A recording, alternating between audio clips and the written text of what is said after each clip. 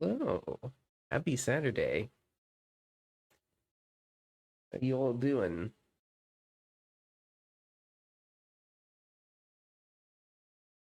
So this is Mother's Day weekend. If you like and appreciate your mom, remember to thank her.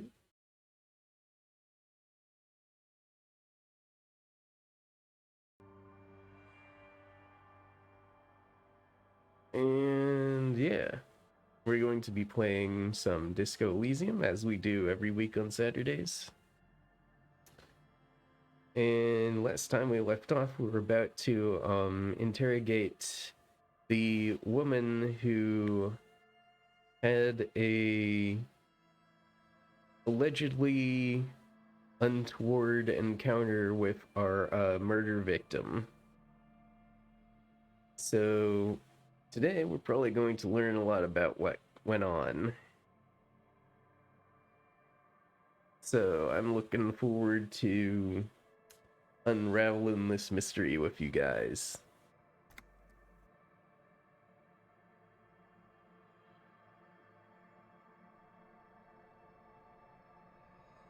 Okay, so we last left off like in the room directly next to where she was, I believe. Yeah. Feel someone watching you behind the glass door. Woman. The bed has been hastily made. Oh, what's this? This window is pristine on the inside, unlike the one next Hold to on. it. Light from the desk lamp reflects off the glass in an untarnished golden halo. And increase that just a little bit. Hopefully you can hear the narration well. Run your finger across the surface of glass. Smooth as ice. There are spots of mud and rain on the outside, even smudges. But the surface of the window is clear from the inside. No chips, no hairline fractures. Following your lead, the lieutenant leans in closer to inspect the surface. This window was recently replaced. Looks like it, yes. You know which window has not been recently replaced? The one I smashed in my room? Yes, that one. Cold wind is seeping in right now. Just one floor below you. Messing up your concentration here. Stop distracting him! He has work to do! Plus, if I recall, the window has been giving him shit ever since he got here!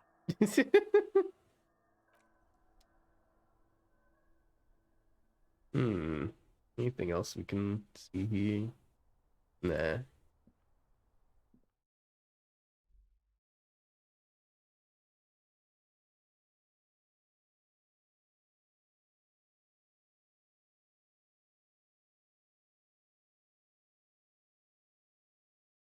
Let's go out onto the balcony here.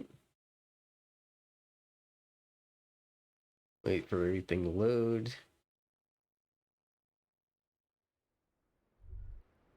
Okay, here we are. The smell of cigarette smoke in the air. Astra menthol. Let's see it. We can look at. What's this door? The same small, heavy door. No lock in sight. Push. It's barred from the inside. You hear the bar rattle in the brackets. Sounds like it's heavy, too. Very sturdy. Where's this lead to? I don't know.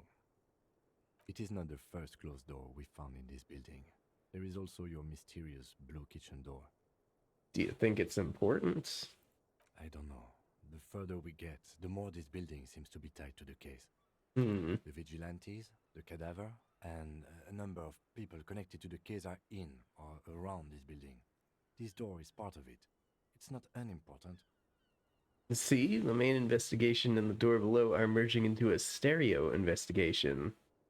I hate it when that happens. We can try to kick the door in, but we'll probably just hurt ourselves.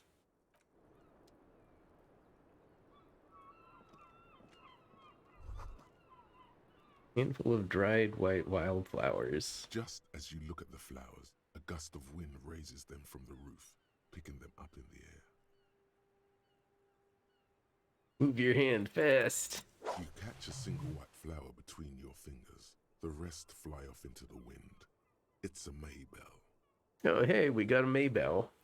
The young woman looks at the maybell in your hand, just a glance, then takes a drag of her cigarette. The lieutenant gives you an acknowledging little nod. Snap your finger pistols at him. Your 9mm semi-automatic finger pistols produce a satisfying snap. Strange for such a low-caliber finger gun to sound so chunky. The flower in your other hand is impressed. So is Kim. That's not entirely true. The lieutenant is looking at the door to the east and mostly misses them. What's this then? Cold coffee in an ashtray that looks like a hedgehog. Okay, let's talk to you. Welcome to the roof. Glad to be here on the roof. Her hair is still slick from the shower. Below her silvery jumpsuit, an athletic young body, built long and lean. I'm sorry for the mess down there. The cleaning lady hasn't come by in days. I'm beginning to wonder if she ever will. Nice view you've got here. It's much nicer now. Oh yeah. Where the dead body used to hang, clearly visible from the roof, but no longer. Thank you for that, officers. Truly. There is something in her light brown eyes, a sadness, when she thinks about the death of that man. Interesting. You mentioned a cleaning lady. I think I need one. Oh yes. Legends of room number 1 have made their way around the building. They say a portal to hell has opened in there. Disco Infernum. They also say that's why the cleaning lady quit. Because of the infernum.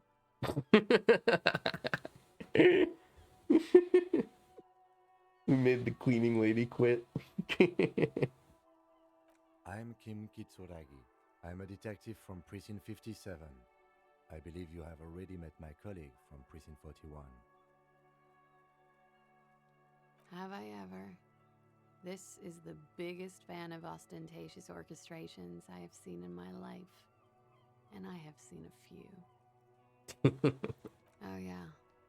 Life gets hard, but we go on.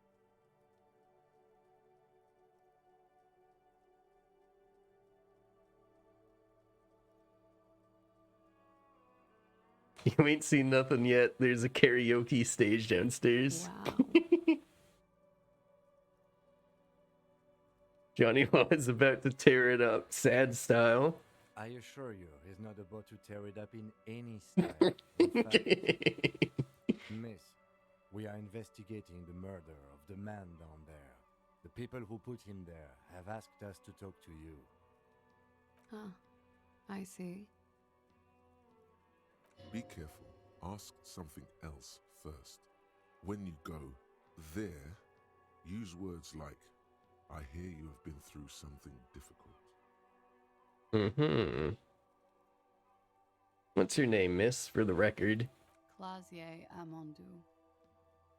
And where are you from? Vredefort, Republic of Oranje. Wasn't the tattoo on the hanged man an Oranese map of the waterways? The thought begins to form in your head, then dissipates. Something for later. What is Orane? A bad memory, officer. Understood, miss. It's the past. People can't go back to the past. How old are you? I'm 28. What do you do, miss? What is your specialization? Something stupid. Want to hear what's stupid? Somewhere in a one-room apartment on Boogie Street, a young man shows Patrol Officer Tilbrook his genital warts, asking if they're cancer. His partner, Emil Mullins, can't be there. He's in another apartment with another man who's showing him a dead dog under the radiator. It's dead, Mullins says. No, the man replies. I touched him. He's warm. He's warm, Mullins replies, because he's under the radiator. You're a cop? No, no. More stupid. Oranese lit. Oranese lit? Oranese literature. It's what I studied at the university. What is Oranese literature about? Fear of failure, fear of death, how it sucks to be Oranese. All national literatures are. Only the name of the nation changes. If that's true, then Revacholian lit would fit you like a glove. Oranese lit? What do you do with it? Nothing. I do nothing with it. Cool. It's not very cool, but what can you do? Could we take a look at your passport, please? I'm afraid you can't, officer.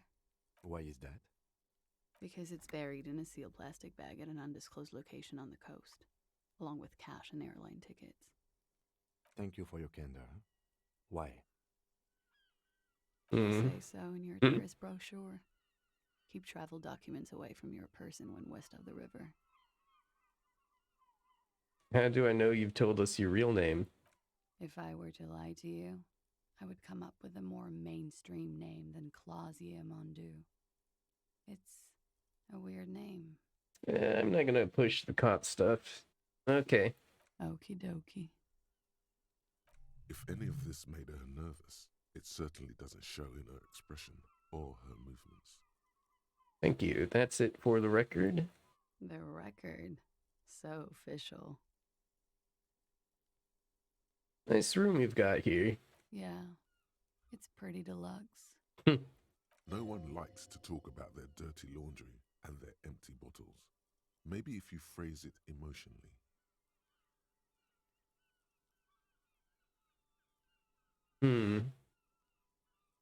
Hate to say it, but you've got sad all over the place.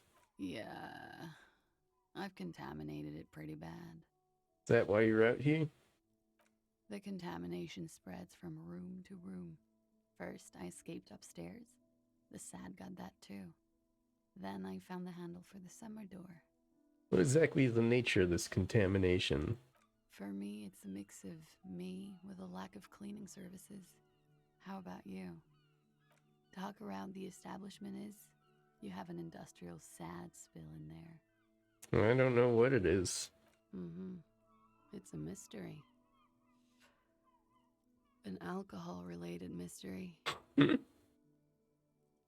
are you doing here in the whirling in rags? I'm wintering. How long have you been staying here? About 4 months. I came in November. Why here? Here in the Whirling, here in Martinez, or here in Revachol? In the whirling.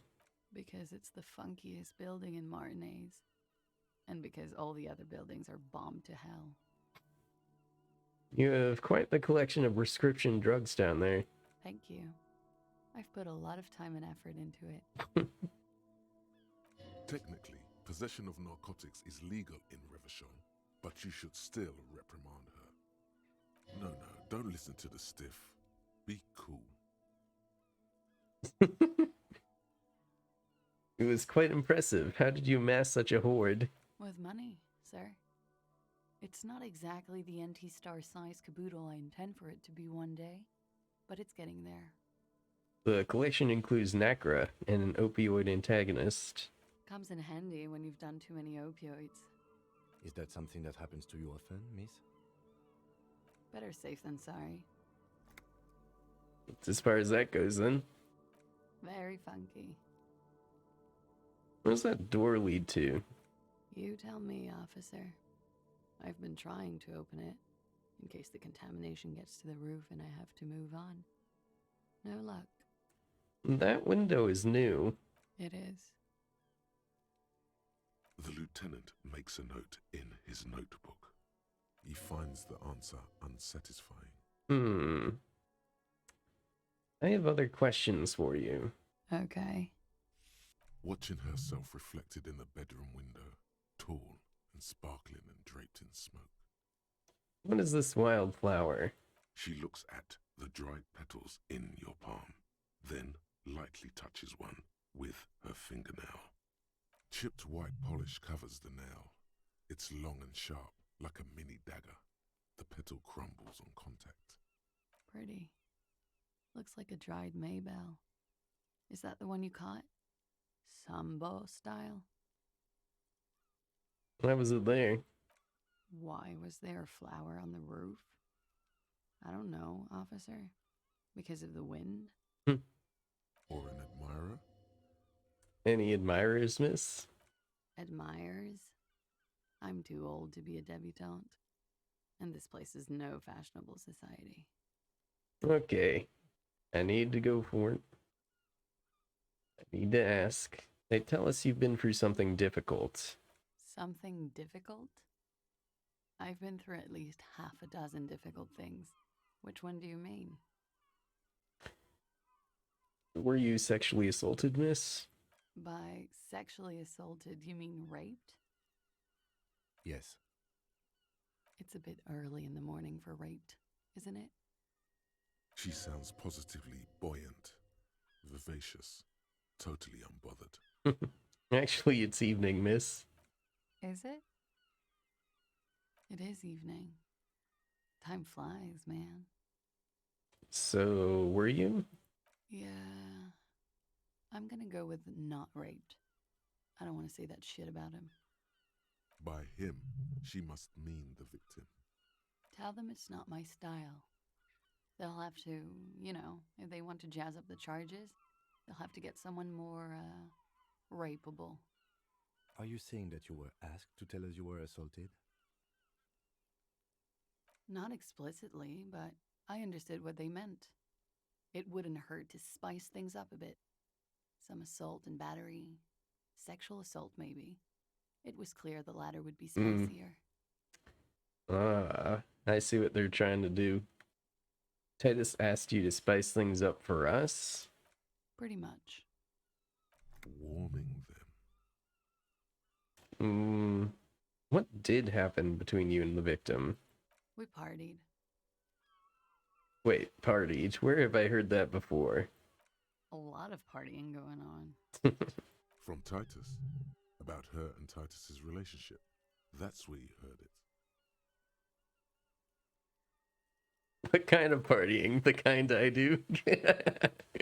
With all due respect, sir, I think we partied a little harder than that. Harder than this? I didn't think it was physically possible. Oh, it is. You're still alive. What did you do when you partied? We drank, sir. A lot. For weeks, basically. We had that effect on each other. We made each other drink harder. That's why I liked him. What else? Stimulants. Speed also has that effect, making you drink harder. And then drinking harder makes you do more speed. It's quite the combination. We also had sex. Were feelings involved? A little. The drugs were good enough, and we did enough of them. How did you two meet? Downstairs, at the bar. He was on some sort of assignment, a military man, as you probably know. Had a cool, scary scar. She appears aloof, but that scar part, the scary, is stressed and drawn out. What's that about? Apprehension? With longing. She misses him. When was this? A month ago? Something like that. Must have been hard for you seeing him there. Oh, yes. I've had a great view. From the roof, out of the bathroom window, in my dreams. You called us, the RCM. Yes. The call reporting the hanging, that was you? I made it. And I would appreciate it if you didn't tell everyone. In Martinez, they call it snitching. Reporting crimes is confidential in Ravachol, miss. If it's snitching, then why do it? Because I couldn't handle it anymore. None of these people called. He just kept hanging there. Then they started stripping him. Tearing off his armor, demeaning him, throwing rocks at him. Hmm. The voice was disguised. Did you... I didn't exactly disguise it. I just muffled the mic and nicked the landline a little. Nicked it how? With nail clippers. And I diverted some radio fuzz into the cold wire. Are you responsible for the phone being dead? So, she's God's mystery phone cutter. Yeah. And in the process, you broke the landline downstairs. Did I? Fuck. I didn't mean to. I had no idea what I was doing. Still, that's pretty clever tampering. Simple and clever. Crossing the lines like that. Seems like you had some idea. That was nifty. Thanks. Why go through all the trouble? I don't know, sir. It was stupid. I was drunk, too. I was probably afraid the Union was listening in. Locals say they have ears in the wires. Thank you for making the call, miss. It was the right thing to do. I didn't want to, sir.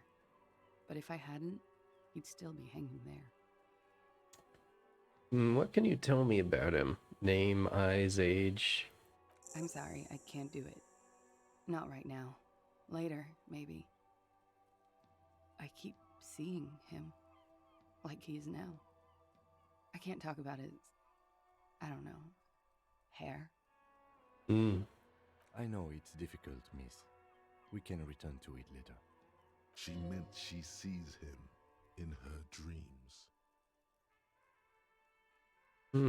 I've also seen him in Dream. You have? Not like I do, I imagine. How do you see him? You don't want to know. I see him as me.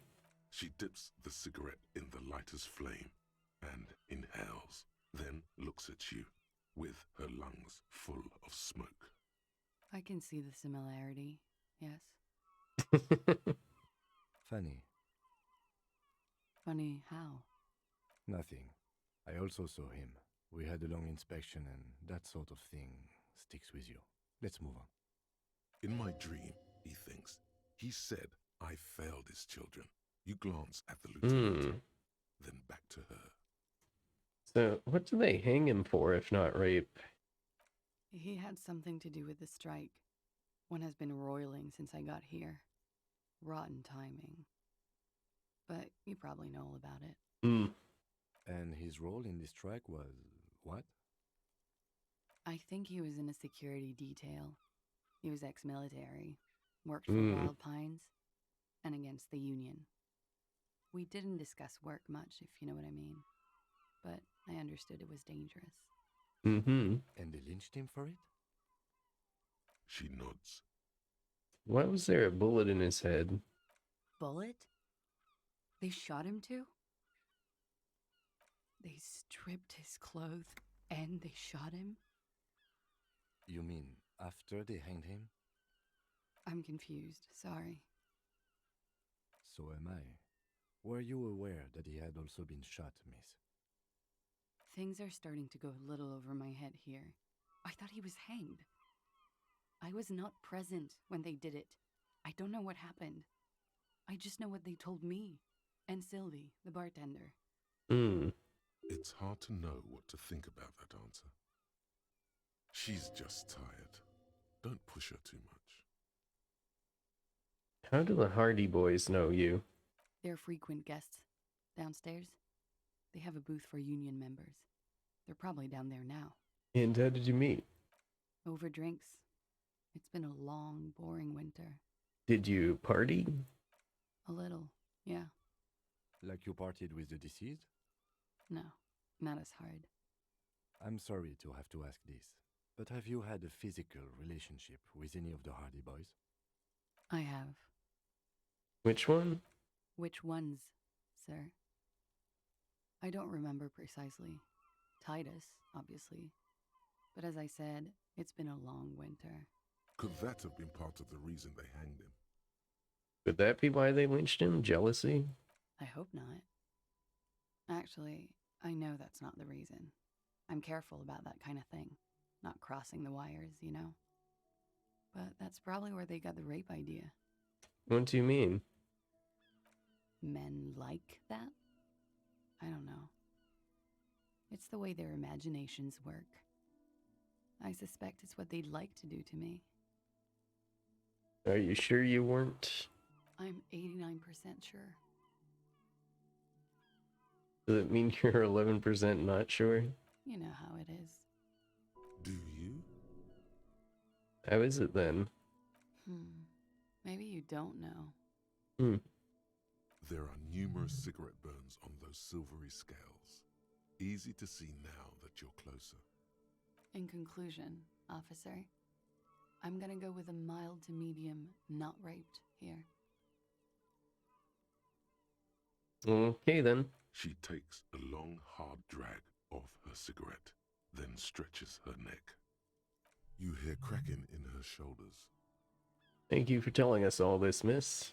She breathes a silvery sigh of relief and weariness.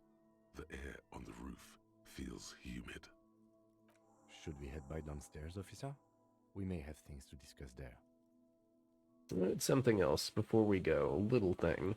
She nods. Silvery cigarette fumes disappear into her mouth.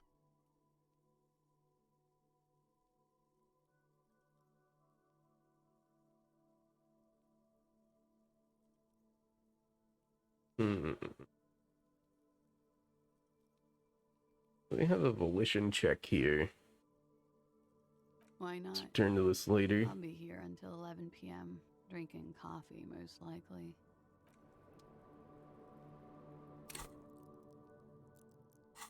Okay. Kim has something to say. Looks like we have more to discuss with those so-called Hardy Boys. Half their reasoning just went out the window. You think this will make them cooperate? Nothing will make them respect the RCM, but it will disrupt the game they prepared for us. We just stripped off one layer of whatever it is. Her decision to not corroborate their story was definitely not part of the plan. Why did she tell us all that? What else could she have done? Lie? She saw there was no way to lie and get away with it. I'm not sure she had to lie. I wouldn't have known. If not you, then me. It was a smart move from her. Something's off here. You think so? She seemed forthcoming. Unusually so. Being forthcoming about some things is a good way to obscure other things. The best liars That's are right. always forthcoming. Anyway, we should move. I suspect our investigation will bring us back here soon enough. Okay. That's all that's up here.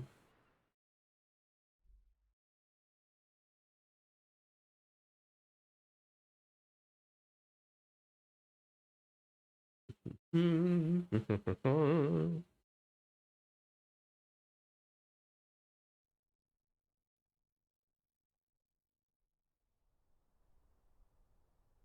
have another look at this window quick. Is pristine on the inside, smooth, following your lead. Okay.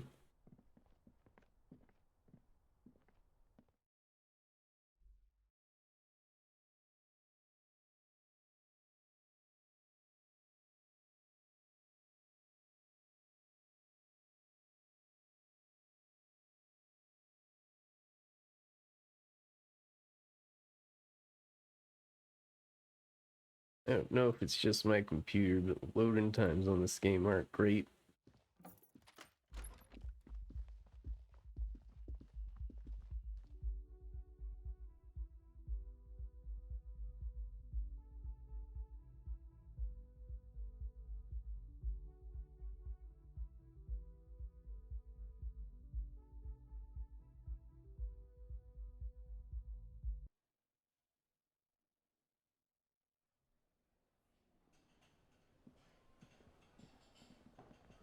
Oh yeah, you were worried about your hubs, right?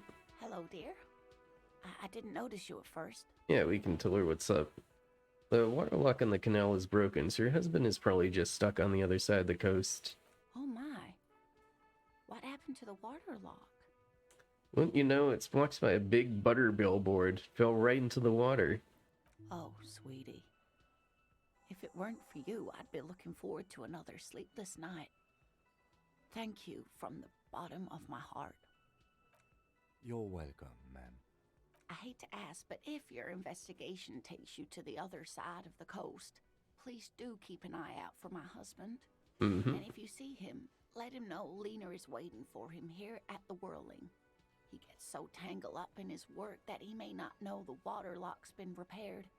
And it's cold out there. If I see him, I'll let him know you're here. When or if I get there. Oh, you're such a dear. Thank you, sweetie. Okay. Maybe we can talk to you. Can I help you? God, I saw another thing at the Whirling. Another thing. Great. I love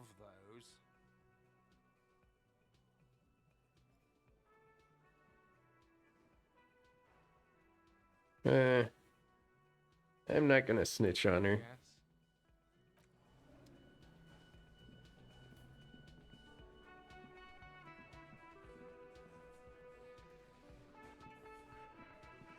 Let's talk to Titus again. It's you again. What is it?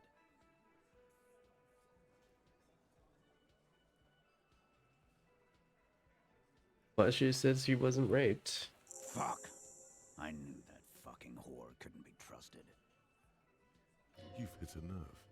Titus is furious. No, more than that. The loyal Titus feels betrayed. For the record, Titus Hardy did not explicitly specify the victim as a whore, nor did he say anything about trusting her. Oh, shut up and stay out of this, Liz. He raped her. He was out of his fucking mind. You have no idea. She's just in denial, asshole. You don't understand the traumatic experience. She's shutting down, and she doesn't fucking trust you. Yeah, she's crazy, you know. A crazy bitch. You know the type. She's fucked up. Cut the bullshit. She told me the truth. Lawman, I'm at the end of my goddamn rope with you. I fucking told you not to push her. And you went and pushed her. I am gonna fucking... Hit you. Duck. Titus Hardy. Success. Titus backs off. Fists down, everybody. Everard personally sent me to take care of this. If this goes south, we'll all be in the shit. But you, Titus Hardy, are going to be buried. Am I understood? Oh, hey, Sophie. I'm doing great. How are you doing? The room is so quiet you could hear a pin drop. The rest of the cafeteria has gone quiet, too. Someone has to rush in to break the tension. The second in command. Look, Copper. We know that that fuck was a rapist and a killer. We got him confessing to it on tape. Show it to him, T. What's the harm, right? Here, jerkwad, listen to this shit. And then come back and tell me the soldier of the apocalypse was an innocent man. Why should I care about the tape? You lied to me. You don't care about evidence. The fuck are you a cop for, then? Pigs, T. They don't care about getting the truth. They care about getting convictions. They are fucking keeping a score on their bulletin boards. I won't be on your bulletin board. If you don't listen to the tape, we got nothing to talk about. So what's on this tape? What's on it? We call it the door gun a mega mix. You'll know why. Won't you listen to it? Where'd you get this tape? You think we go into this shit deaf and dumb? You RCM aren't the only ones who know how to bug people. There's no university degree for that. So you bugged them? How? We have machines. We're in logistics. How do you think a harbor works? It's advanced stuff. Oh, I've never played Borderlands 3. Which of the characters are you currently playing?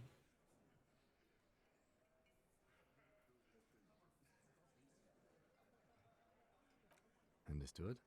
You've listened in on their communications. How long? Since way before their chief started taking swing lessons. Things got nice and quiet after that. Which one of you is doing this advanced radio work then? It's not advanced. You just hold up in a coop all day, writing down what they say. It gets hot as hell in there. Don't put yourself down, Angus. It's important work. Yeah, man. You're like a radio genius or something. Those notes are some in-depth stuff.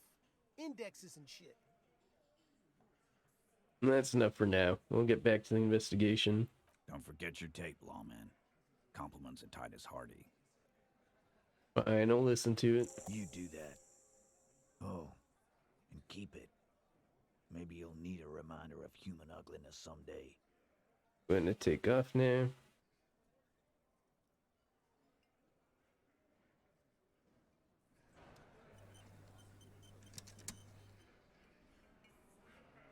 I don't know what the playable characters in the third game are.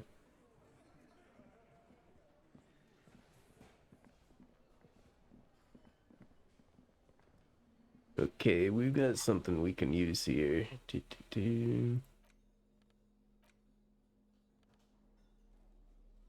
porter reel is just what you needed.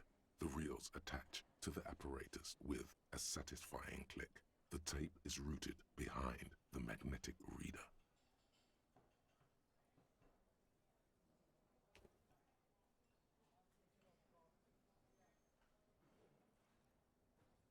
Oh, I see. Do they play anything like the what was it? What was her name? Was it something like Gage from Borderlands 2? Like she had machines that acted as pets and stuff.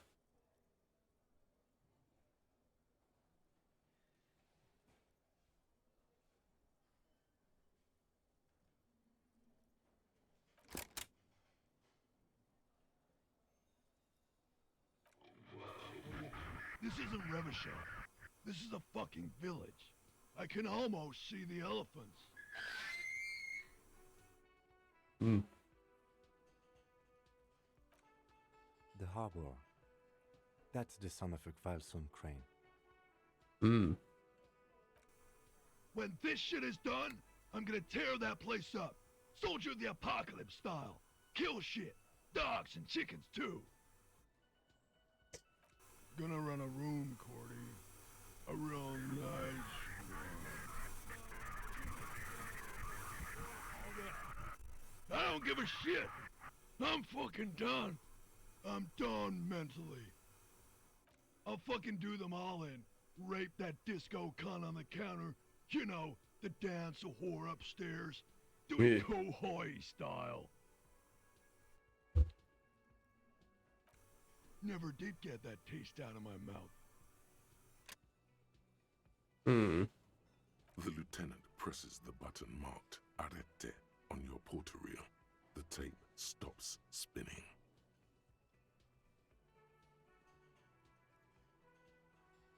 Hmm. What was that at the very end? Silence? End of recording. What do you think? It seemed authentic enough.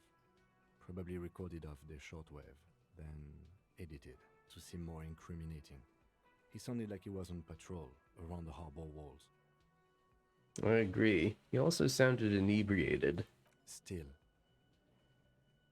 Look of suspicion. There's more going on here than we know. Who's this Cordy? One of the other mercenaries, I think. The one he was talking to. A friend of his? What's Kohoi? A village on the Samaran Isola, in South Safre. Grad committed war crimes there, Oh, I see. Yeah. You think he was there? Who knows? Maybe the tattoos would have an answer. We would need to know the story of this man's service. Okay, then. What now? I think we've got a few more questions for class here, don't you? This seems to contradict her testimony, at least to some degree. Okay, so I guess tonight we're going back and forth between Claude and Titus.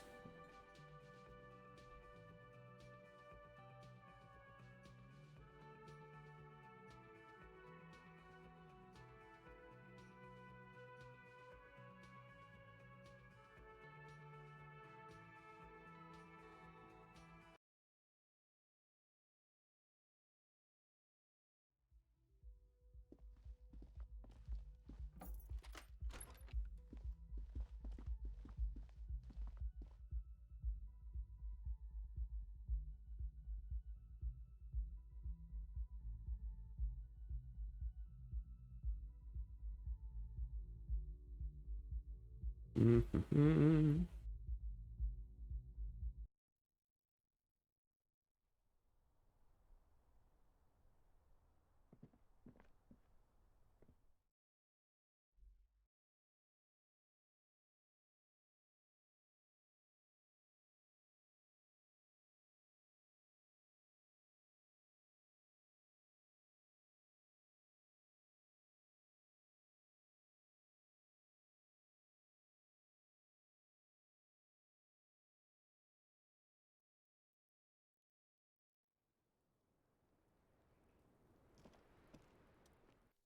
All right, I let's was talk just to you again. thinking, what a nice evening it is for taking part in a murder investigation.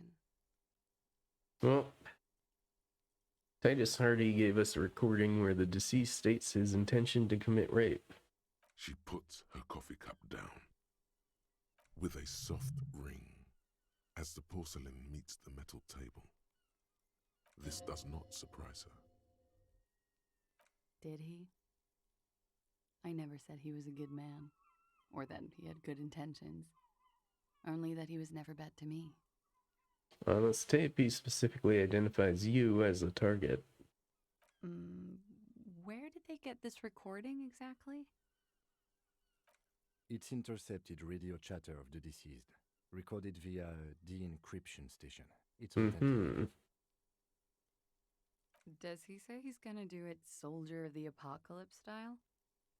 Those are the exact words he used. Yeah.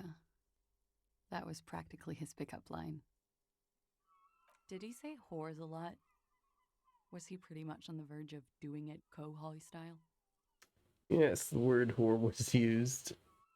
He liked the way it sounded when he said it.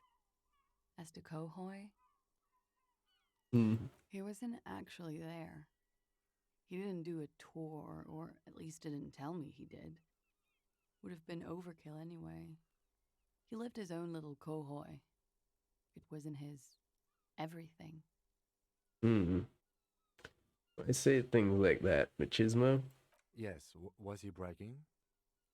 Oh no, I'm pretty sure he did all those things, then integrated them into his idea of normalcy, to keep on living, until they just sort of turn into his, what's the word I'm looking for? Persona? Running joke. I was gonna say running joke. And it sounds like you didn't even get the good bits.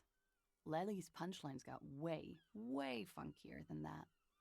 He was like the Seminoles conflict, the Kohoi massacre, and the 36 famine in Yezut all rolled into one person, then cast in Orani ceramic armor, which he wore in bed and in the shower. When he said he was done, and done mentally, it didn't sound like a joke. It sounded like a deeply troubled man. Hold on, he said he was mentally done. That sounds like a broken man to me. Well, maybe I pieced him back together with my magical personality. You like this kind of stuff?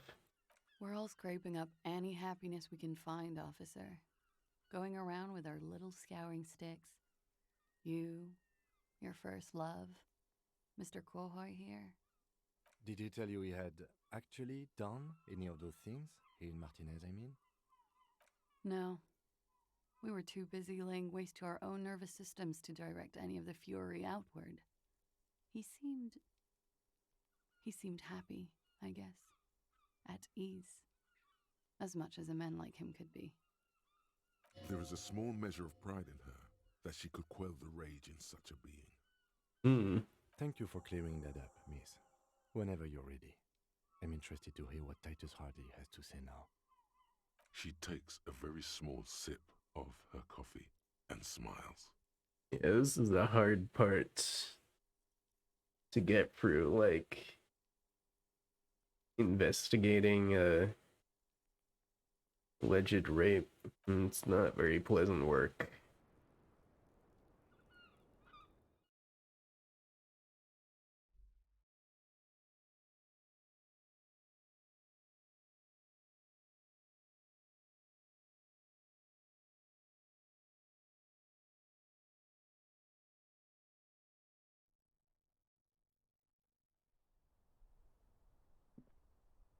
This window is...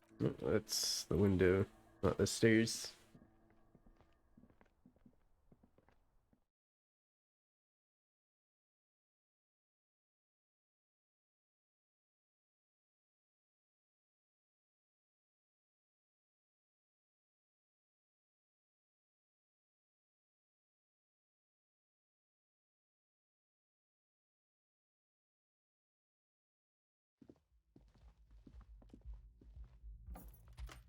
Okay, once more to Titus.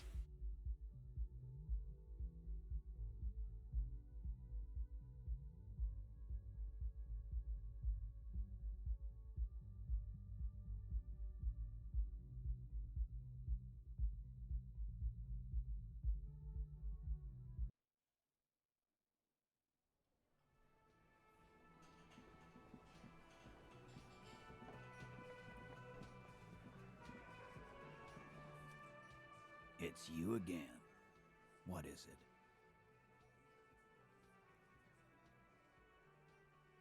So, talk to Classier about the tape. And? He tenses immediately. Chest tightens. Jaw sets.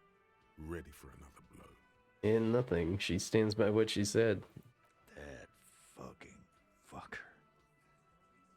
You're the worst cops in Revachol. I gave you gold on that tape. It was dark stuff, but it didn't prove anything, and it didn't change your mind. Dark? Dark is when you start a goddamn death rock band. He said he'd rape her. Sounds like he wanted it to change her mind about the hanged man. This is definitely personal. What did she have to say then? Fine by her? This is what people are supposed to be like? Fucking whoop-de-doo. Actually, I think it made her a little nostalgic. Yes. In fact, I think she thought it was a little funny. Funny? No good goddamn psycho whore. Hmm. Right. All fucking righty then. I guess it's good then. That fucking... Please try to control yourself in the presence of visitors, Titus. Okie dokie. This is just perfect. Just fucking perfect. Any thoughts on this, lawman?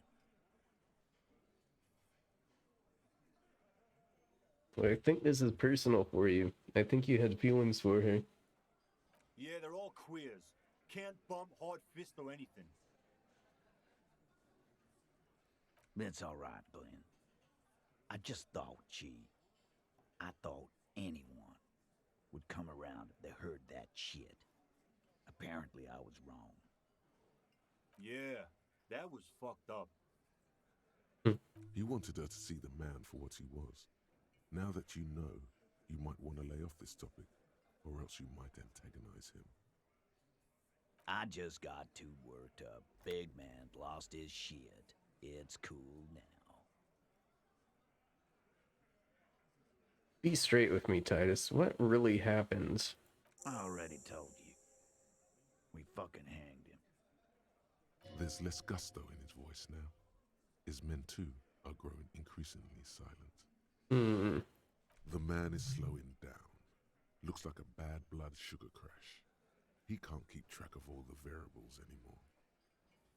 Come on, Titus. We know you didn't hang him. He was shot. I know you're tired. So am I. Why don't you just... You know what? I am tired. I'm tired of you and the whore upstairs. Next time you see her, tell her Titus said, Fuck off! Very angry she isn't playing by his game. that lying scamming. We're done. This is over. You understand? Your little investigation is over. Yeah. Hmm. On the floor, beer drips out of the can into a small puddle. No one does anything about it. What is this quiet funeral shit? All we need is some beers in us. Bartender, 20 beers for the Dock Workers Union. Why do we make it 40, huh? Why do we make it 100 beers? You're not loud enough. 100 beers? Now we're talking. Hoppity hop over here, cafeteria manager. Hmm.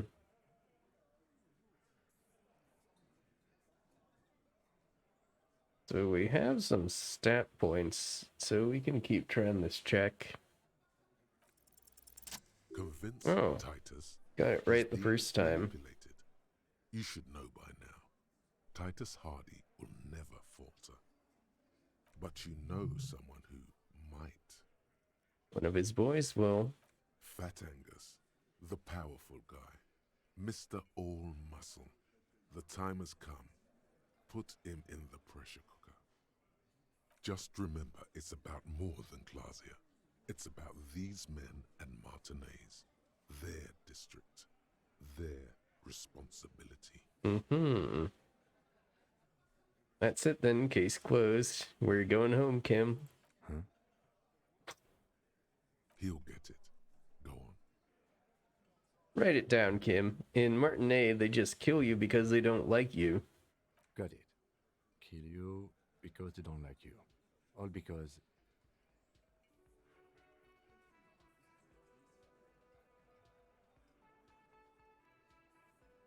Because you work for the wrong people. Goddamn right. This is Union Town. You work for the company, we will kill you. Fuck, Dennis. We don't kill you if you work for the company. Half the harbor works for the company. Work for the wrong company, and they execute you.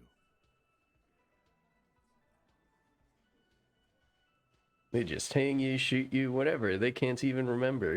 It wasn't that. It wasn't. We didn't shoot him.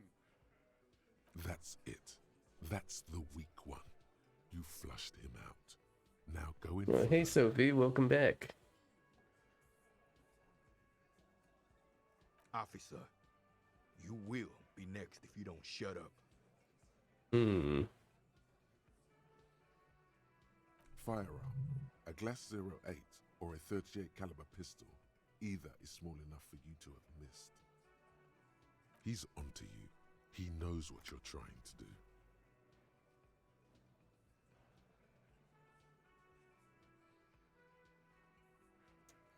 Hmm.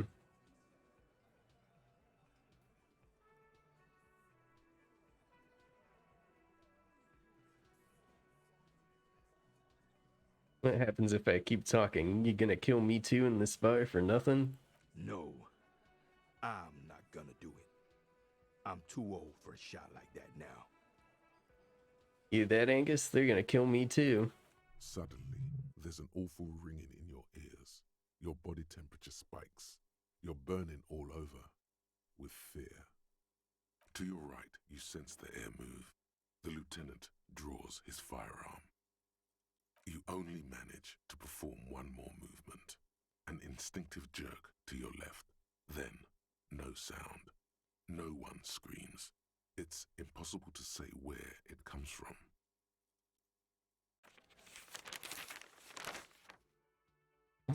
Oh no. Got shot. Okay, let's load that autosave.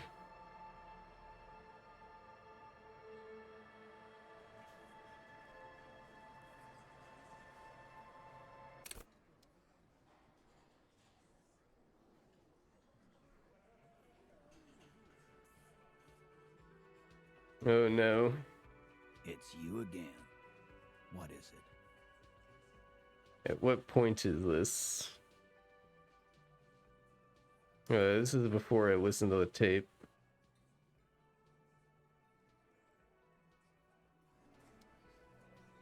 Okay, I'm gonna power through all the stuff I already went through and then save back here. The porter reel is... When this gonna run, I'll fucking do them. Never. The lieutenant presses the button marked Arrete on your porter. End of recording. It seemed authentic enough. Still, there's more going on here than... One of the other mercenaries, a village on the Samara. Who knows? I think we've got... Yep, okay. Here we go up and talk to Claude.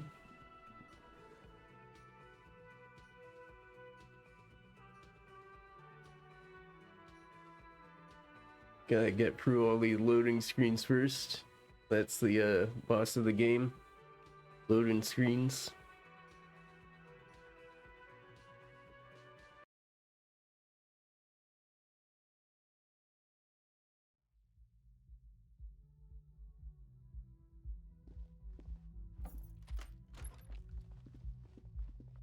So what character archetypes do you have the most fun playing in those games, Sophie?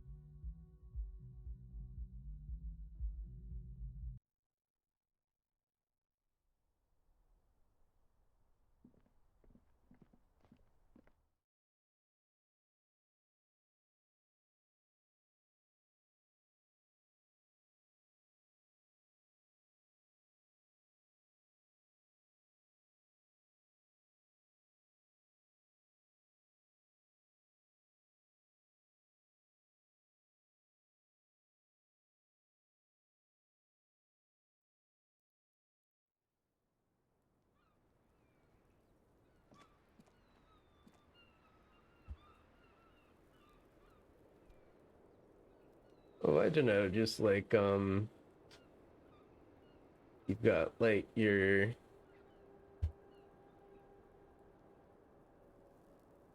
sort of more generic characters who are sort of like transplanted out of a more generic shooter. You've got a sort of spellcaster analogs. You've got like pet classes who control or direct different units apart from themselves. You've got like assassins, both ranged assassins who use like sniper rifles and stuff, and melee assassins who get in and stab people with stealth. That sort of thing. I was just thinking, what a nice day for questions pertaining to Let's a try murder this check while we're investigation. here. She looks back. Time moves slowly. The triangles of her face rearranging into a weary smile.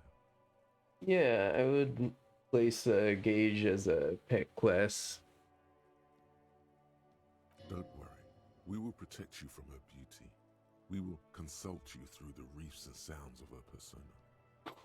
You are advised There are muscles on long white bones that line her limbs, just below the silver jumpsuit. Avert your eyes. The strange moment ends. It was brief, no longer than 2.2 seconds. Okay, and let's with a soft go through what we already did here. Does he say he's gonna do it soldier? Yeah. Did he say whores a lot? He liked the way he wasn't actually there. Yes. Oh no, I'm pretty sure he did all those things. Running joke. He was like the Seminoles conflict. When he said he was done, and... Well, afraid of what? That tape the Hardy Boys had I the physical robustness and social support? Did he tell you he had actually? No. We were too... There is a small measure... Thank you for clearing that up.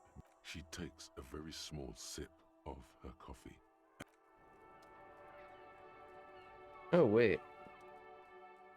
I was just We can ask her about this again. Like, for example, his name? Actually, officer, I didn't know his name. I just called him Lely. A nickname? I guess. He came from Lelystad. It's short for that. And it was his army name, apparently. He said his real name wasn't his. I tried to pry it out of him, but Oh, okay. it was no use. I think I played Elder Scroll games like a couple of times now, and it's funny because in those games, every single time I start out setting out to do something specific, like this time I want to try some melee, this time I want to be an Omnicaster, but every single time I settle into being a stealth archer again. Every single time. I don't know why it happens. I don't know how it keeps happening, but every single time it's stealth archery. Lelystad. That's a good I think it might just be because that's what, like, feels really good in the engine to play.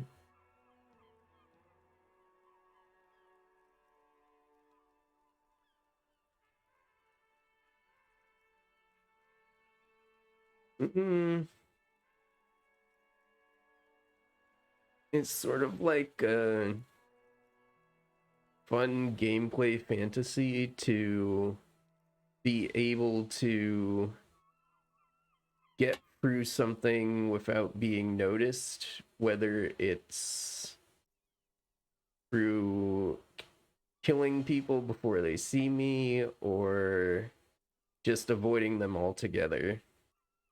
I also really like the Metal Gear Solid games, and that probably makes a lot of sense given that.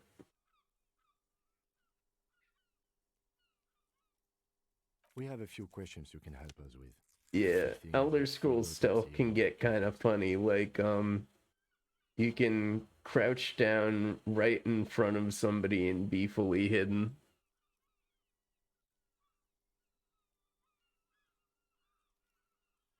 The young woman cranes her neck, trying to catch a glimpse of the page the lieutenant passed to you. On it is a list of autopsy observations recorded neatly in blue ink. The last missing pieces of a puzzle of flesh. Where's Lelystad? The place, I mean. In Oranje, officer. It's, I think municipality is the term. A nowhere town there. Oh god, I remember, I think it was in Oblivion. I don't remember if it carried into Skyrim, but I believe it was possible to, like, use the physics to put a pot over somebody's head.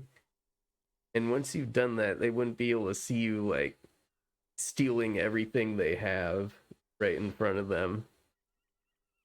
That was really funny. Oranje? Oranje's map of waterways. This fits with his tattoo. You were almost right, officer. That means his race was occidental, not mondial. I'll update the form. You were both from Oranje?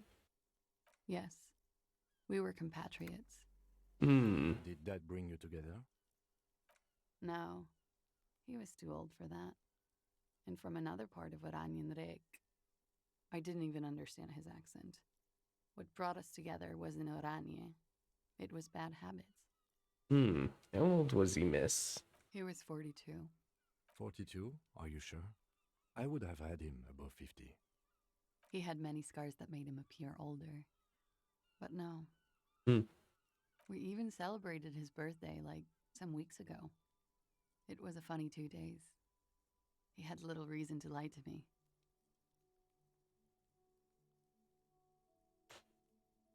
I actually have not. It's one of those games where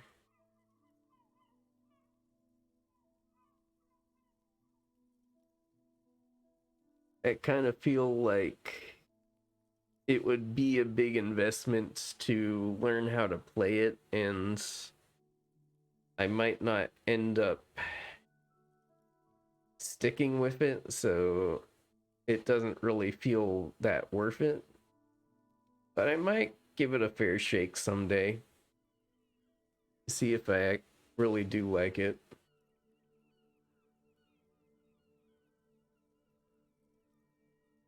We were slightly off then. Thank you for clearing it up. Hmm. A miss. His eye color? Blue. Light blue. They were like little blue galaxies, you know? It was strange, seeing those eyes in his fucked up face. Hmm. Pardon the swearing. I do him an injustice. He wasn't ugly. And he had a beautiful, soft voice. Very surprising, what with all the scarring. It was quite something, watching him speak. He had a combat wound on his chin and mouth? Yes. Severe. It made him look like half his face was cracking away in some strange smile. That and those eyes. Hmm. Oh, yes. His hair, if you can remember? It was light brown, almost blonde. He darkened it with brilliantine, made it oily. Not nice to stroke. I couldn't convince him to leave it alone. We can mention that. I'm not gonna do that. Let's get to the rest. The woman nods. He had a tattoo. What did it mean? Oh, that. It's clear she liked it. You liked it? Quite a lot, yes. Was a map of his service history? Sure, service history. It was mostly for showing off to chicks, though. For showing off to chicks? How so? How? Imagine him lying in bed. Freakish musculature laid out on the sheets. Scarred, of course. Tattooed. The sheets are dirty for some reason. He's smoking and drinking, of course. And his chest and shoulders and arms are studded with stars. Tens, hundreds of them. Maybe even thousands. And the woman goes like, "What was this, baby?" And he says, "That was too hardcore. Don't ask me about that." So she goes, "Okay, but what's this, baby?" And he's like, "Saw some bat shit there. Killed some loincloths." And so it goes. Star after star. Port after port. Third world country after third world country. And he's done horrible things in every single one of them. You were the woman in this. Oh, yeah. Can you tell us precisely what these mean? No, thank you. I've seen enough of him dead. I can tell you what they meant without looking at them. Okay, fair enough. He was a blue-eyed boy with thick arms, from a small town. He was also poor, and the government of Oranje needed some people killed, so they turned him into a grotesque killer. For money. He went to Killer Academy in Fredefort. Then he killed some people in the Semenine Islands. And on other islands, too. All of the islands. After this, he came to Revachol and got killed himself. Thank you for clearing that up. Change of topic, perhaps? Tell me something odd. Did he enjoy his death? Why do you ask? It's just a feeling I have. Indulge me. Well, it's wrong. He had too many drinks to down and too many bad things to do. Couldn't tap out just yet.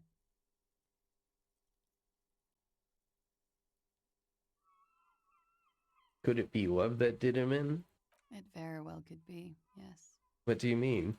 What do I mean? I have no idea. I don't even know what you mean. Love did him in? What does that mean? Okay then, another question. Of course. Perhaps, miss, it was communism that killed him. A moment ago it was love. And no, I don't think the Union is communist.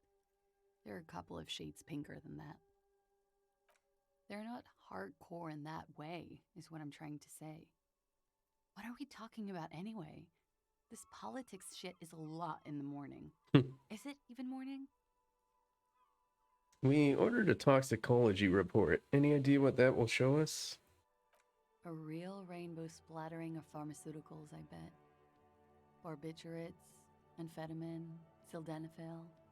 How much does the toxicology report cost the police of Revachol? I can do it for half of that. Save you some money, make some myself. It's quite expensive, miss, but we'll manage without your help for now. We requested a semen screening from processing. Good for you. Good for What do you. think it will tell us? I don't know how a semen sample works, officers. How many days after intercourse does it have to be? I don't even know if he had sex with someone else. We didn't go steady. I think we're finished with this line of questioning. All right. Coolly, gracefully, she pours herself more coffee. All right. If I hadn't had to reload, I would have missed that for today. So it's good, kind of good that that happened. Hold up.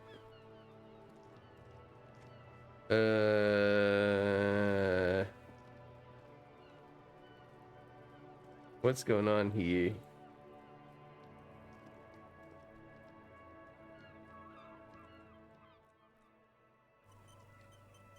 The interaction.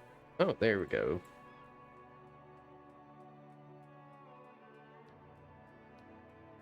Very important evidence.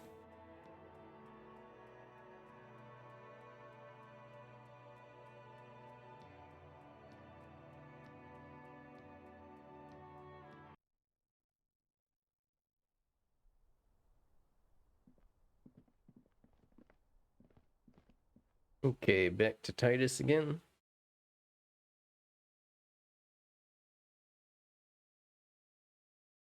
And this time we'll save right before him.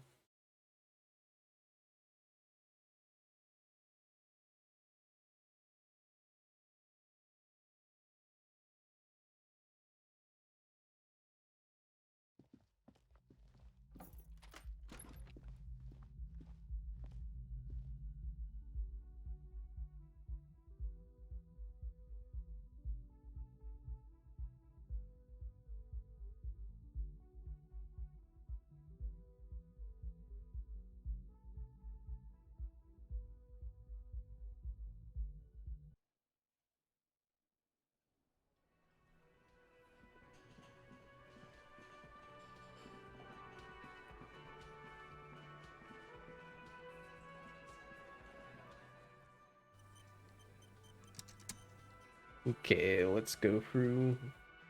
It's you again. What is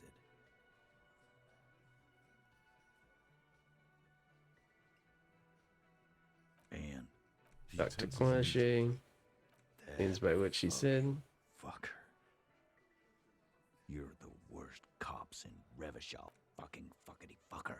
Sounds like he wanted it to change her mind about the hanged man. This is definitely... Yes. Funny. All right. Please try to control your... Okie dokie. This is just perfect. Yeah, they're all queers. That's all right, Glenn. Yeah. He wanted her to see the man for what he was. Now I just got too worked up. Big man lost his shit. It's cool. I already told you. there's less gusto in his voice. The man is slow. Come on, Titus. We. You know what? Next time, that lion. Yeah. On the floor, bear drips out. What is this? What are we? 100 beers? Now we're talking. Hoppity hop over here, cafeteria manager. Okay. Now we're at the point where we have divergence, where we may or may not get shot. It's you again. What is it? Actually, maybe we have something or items that will help with rhetoric, or there's something we can take off that's lowering it. Let's see.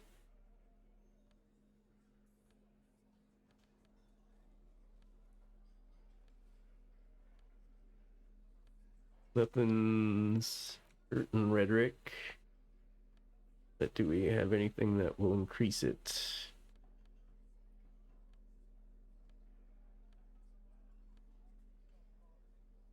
We have something that'll decrease it. No. Okay, so we've got what we got. It's you again. What We is just gotta try the check and increase our rhetoric if we can. If it doesn't work, Convince Titus he's being there we go. manipulated. You should know by now. Titus Hardy will never falter. But you know someone who might. Fat Angus. Just remember, it's about more than Clausia. It's about these men and We're going home. he'll get it. Go. Got it. Kill you because they don't like you. All because Goddamn. Fuck them. work for the wrong company and they execute you. It wasn't that. That's it. Officer, you will be next if you don't shut up. Firearm. A glass 08 or a 30. He's onto you. He knows what you're trying to do. We look to Kim first. The lieutenant has put down his notebook. His hand is resting on his holster. He gives you an imperceptible nod. What? What does that mean?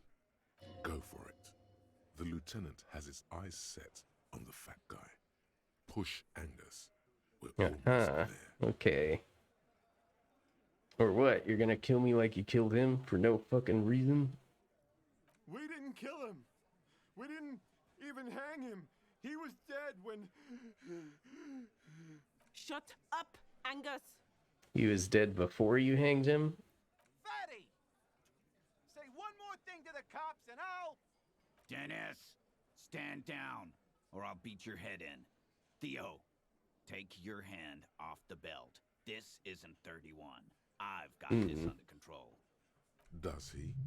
His closed fist is shaking. It's you who's in control. Let them have their moment.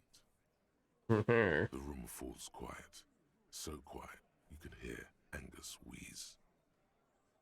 Angie, where's your goddamn inhaler? You sound like you're dying. I left it home. I can't get it. I'm too fucked. I'm sorry. Why are you so fucking fat, Angus? Now it's all pointless. Because of you. You wasted my time. I told you, Titus. I told you just give her up. Lizzie, your help is no longer needed here. Go tell Everard. Fine. I'll tell him. After a long walk along the coast. What just happened between these two? You're in. He's all yours. Questions.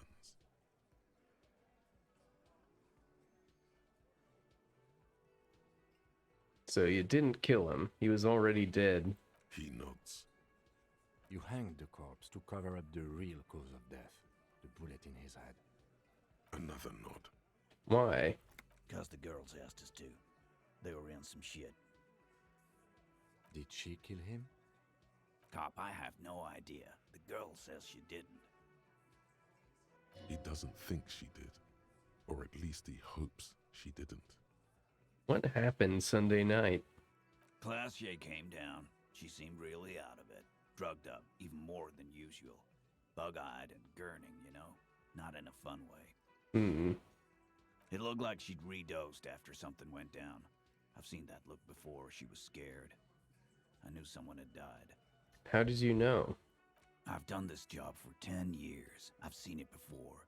It's the politician in the motel room with the dead hooker scenario. Only in reverse. Good analogy, boss. You don't get to talk yet, Shanky. You're still on the bench. And you keep taking it easy too, Angus. What happens then? We went upstairs. Sure as day the Merc was dead. And there was a bullet hole through the window. Fucking dirty sheets and bottles everywhere. Hmm. Tibbs patched the window. And the corpse. We hanged. Who's Tibbs? My brother. He's in the window replacement business. Right now, he's grateful he hasn't gotten his brother into this mess. Lachey didn't kill him. Why the cover-up? You may have noticed our girl's in some shit of her own. Didn't notice anything. What kind of shit are we talking about? That can't show up on police radar kind. There are people after her. From the old world. Where she came from.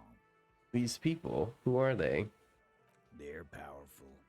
Connected to the moral intern. She's clearly afraid for her life. Says if she showed up in your systems, she'd be ghosted away. Ah, okay. So the moral intern are kind of the, it's kind of the centrist government. And they're kind of not great. And why would you help someone like that? By taking on a murder? Why would I? I guess we abide all sorts of runaways and losers here. It's a Martinez thing. So who killed the Merc then? Any leads? Not yet. Just some ideas.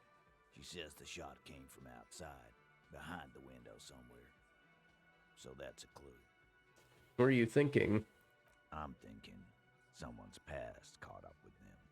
Either hers or his. Hers, you mean? I mean the people after Klausya. Maybe the shot missed. Maybe it was meant for her. I like that. Been thinking the same thing myself. You had ideas about his past too? My dude. One of those mercenary buddies of his could have done it. They got guns, training, years of bad blood, probably. Or it could have been someone else from Crenell. Tell you what I'd do. Check out the coast for vantage points. Maybe consult with a ballistics buddy of mine. That's what I'd do. If I wasn't too busy doing this clown dance with you. Whose idea was it to hang him anyways? Hers? In a manner of speaking. What do you mean? We had help from another girl. It was her idea to hang him, and I liked it. For political reasons. It sent a good message. It's her, isn't it? The drug trafficker, the missing 8 party. Fella, you think too much. He's off all right. You're gonna hurt your head. A little too far there, but you're definitely right. That woman is just affiliated with the Hardy Boys. You don't know her, anyway. You know, it's okay for there to be a Hardy girl, Titus. We're Hardy Boys. And that's it.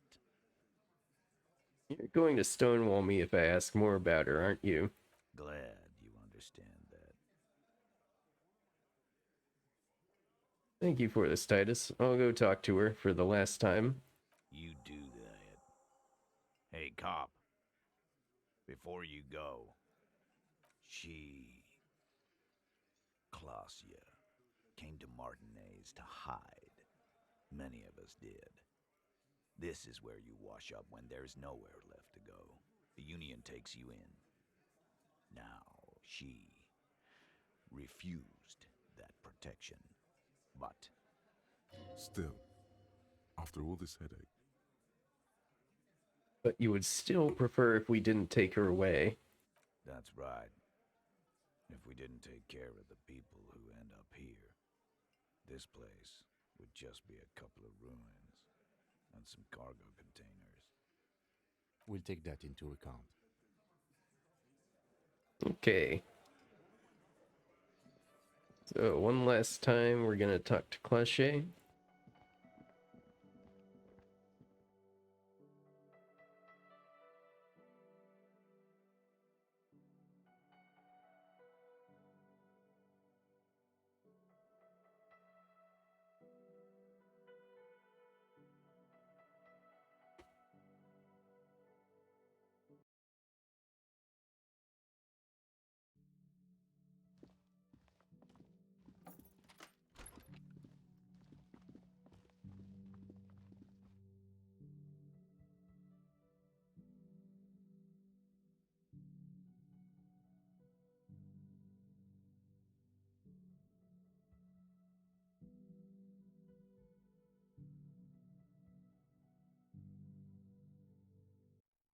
One thing that's a little annoying here is that you have to go back and forth between these characters a lot, and there's a lot of loading screens in between them.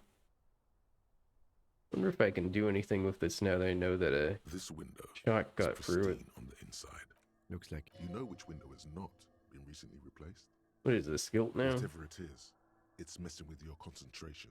Stop distracting him! He has work to do! Plus, if I recall, the window has been giving him shit ever since he got here!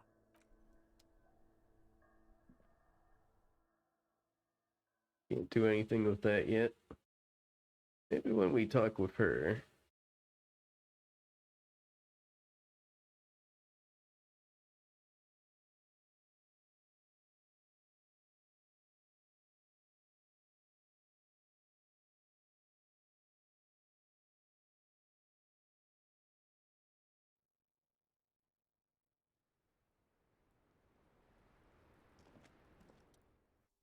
It's always good to see you.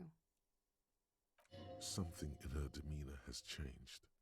She's tired, consigned to her fate, to being here with you and what's to come. The Hardy Boys told us what really happened. I understand.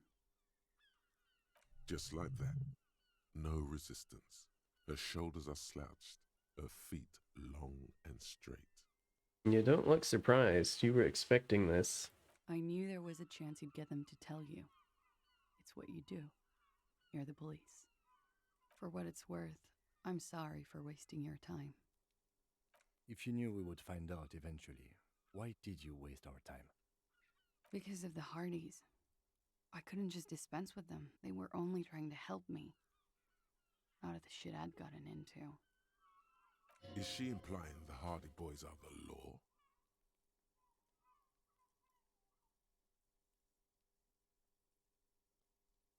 Cool, I'm satisfied with this explanation.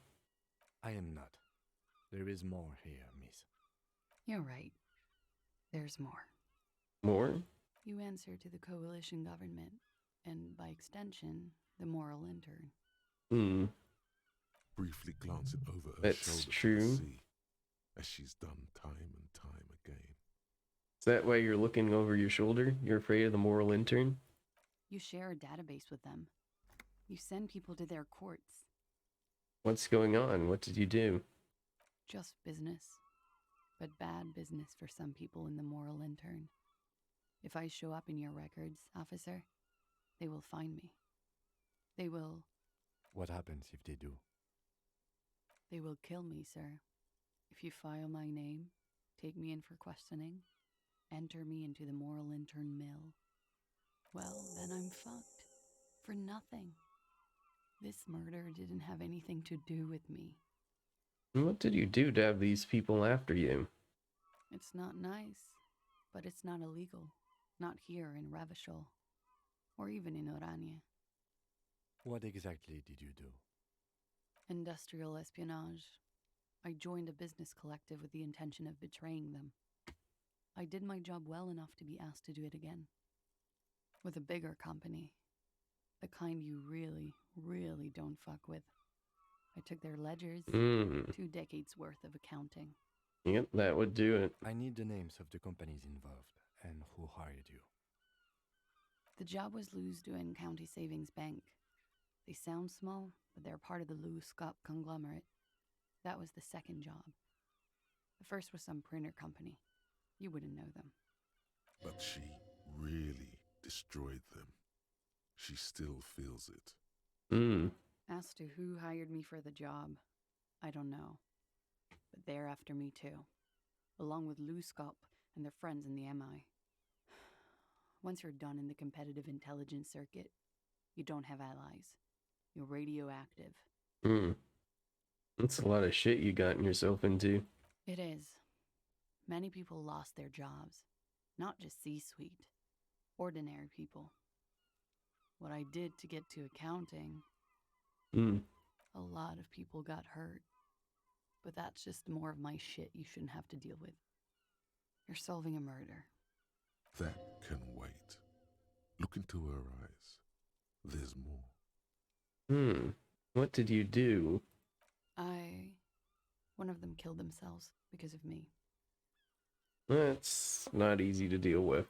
How do you deal with anything? It's all just... How do you do it? By not remembering a single goddamn thing. That would do the trick, yes.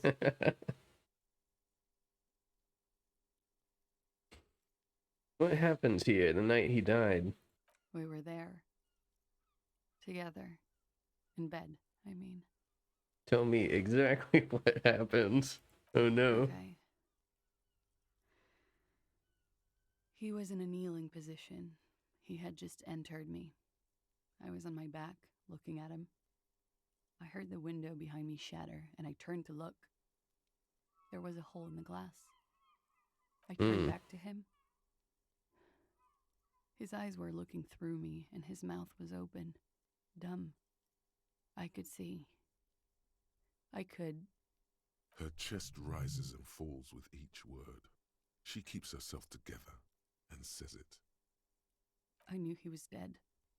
Before he fell down on top of me. That is very, very rough. You were right. He did enjoy the moment of his death. Better not to mention it. Then what happens? He was heavy. I pushed him off and he fell to the floor. There. He only had his boots on. I bit the pillow, not to scream, then ran downstairs. I waited for the second shot to come. For me. I thought there would be one. It never came. She's forgotten about her cigarette. The butt has burned right down to her fingernails. You're a cigarette miss. Oh. I'm sorry this happened to you. So am I. What time was this? When did it happen? It would help us if you could be as precise as possible. 11:30 to 12:15. I don't know the exact time. Around midnight. It's okay. Were you inebriated? Not as much as usual. He'd done a line, plus other things. I was drinking. Wait. Titus said she was gurning her jaw off, much more than usual. Titus said you looked pretty high. Oh, yeah. I did one of his lines, just to clear my head. Did you hear or see the shooter in the course of this? No. What did you do then? Nothing. I was trapped. I was stuck in my room downstairs. I got some clothes on and crawled back up, drew the blinds. Blood was coming from his mouth. Not a lot. Just a little. He was still on the floor, slouched. I couldn't be there with him anymore. So I ran down and out of my room, into the hallway, down the stairs. I knew there would be people there. Run, woman. Run past them and out into the streets where it's dark and people move. to the lorries at the intersection, as far as you can. Why didn't you run away from here? As a matter of fact, why are you here now? I already ran. I ran from an entire Isola. I can't run any further. Not with these people. This is as far as it gets. What happened after you ran downstairs? Sylvie was tending the bar. A lot of people were there.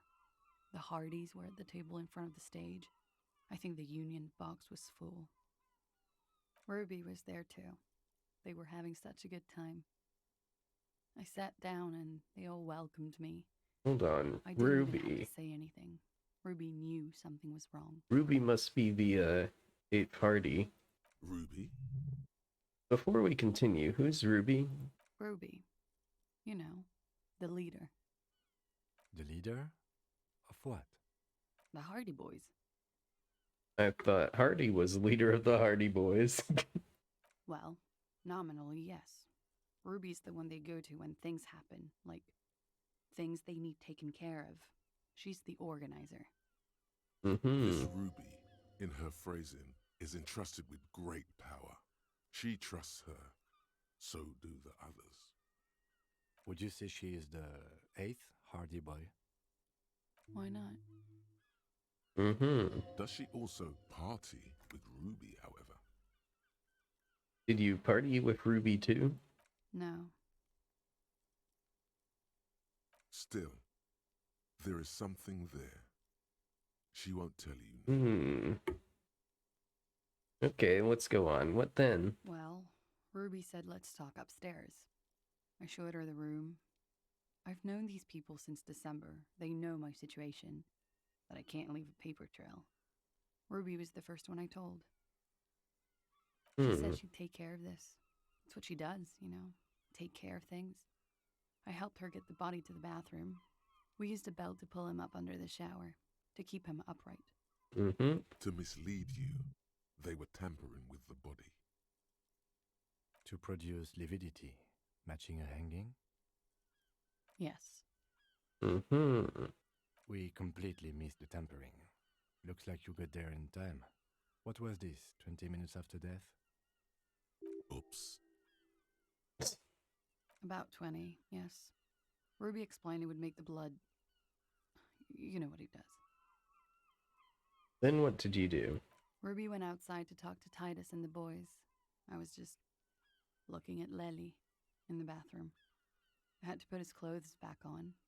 His armor, too. It was tough, but I've seen him take it off and put it on many times. It took Ruby maybe half an hour to come back with Titus. I'd gotten him ready by then. They carried him out. I knew what they were going to do. Make it look like a hanging. Ruby said they would. What did you do while they were hanging him? Ruby said to wait here. She also said I wouldn't see her for a while. That we should lay low or something. So I did. This Ruby. Where's this Ruby now? I don't know. I haven't seen her since. We will need to take this question to the Hardy Boys. Okay, when it happens, did you hear a gunshot? When he was shot? I may have. I don't know.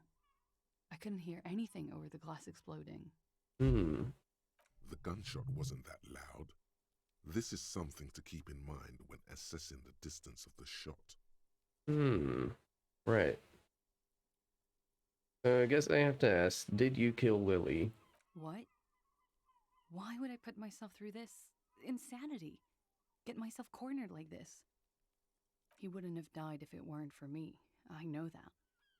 But I would never hurt him. It could have been a desire murder. Maybe an act of jealousy.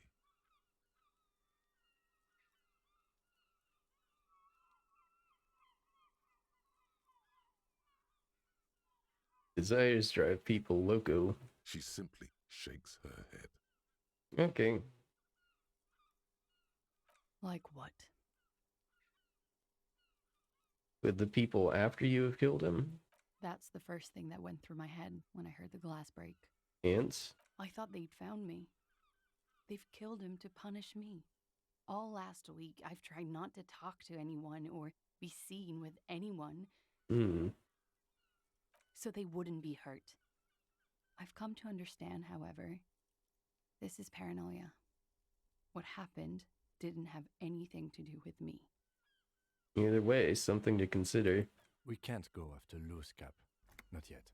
There are other, saner leads. I don't ask you to, Lieutenant. If there's one thing I know, it's that you'll get nothing from there. Why did you call the cops if you were hiding? Because I'm an idiot. Which is an indicator of truth.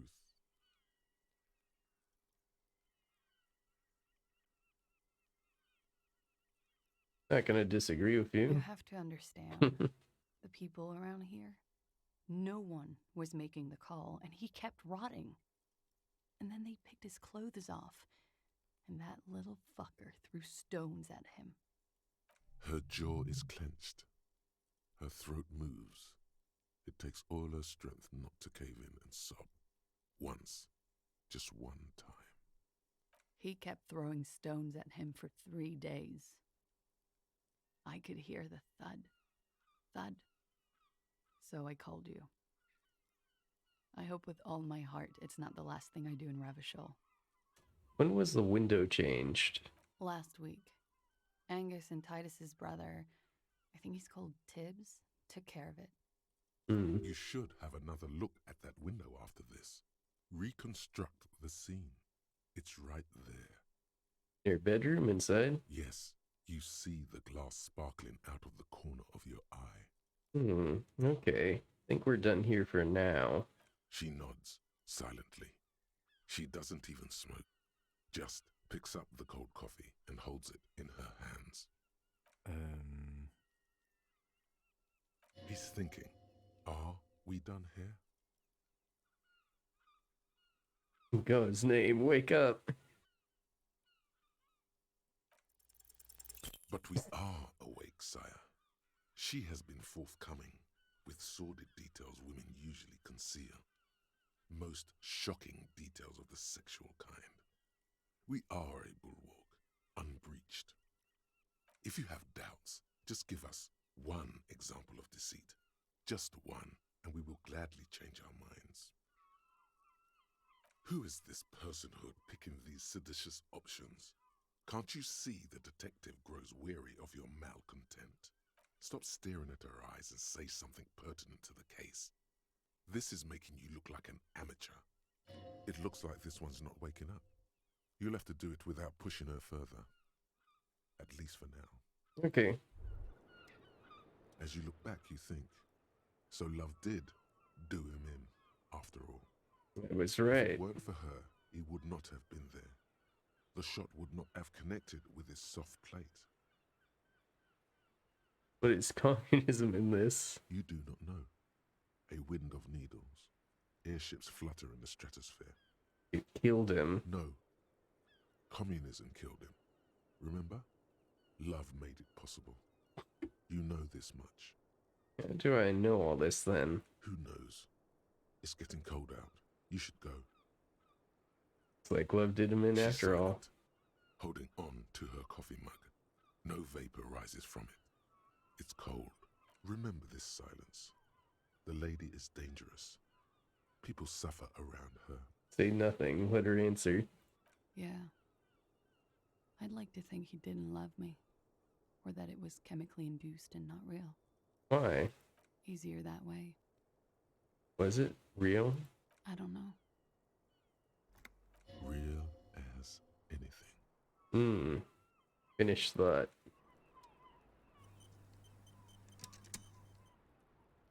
Okay, now let's look at the window.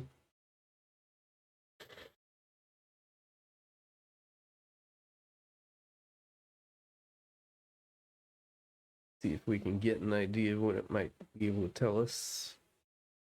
Probably need some visual calculus for it.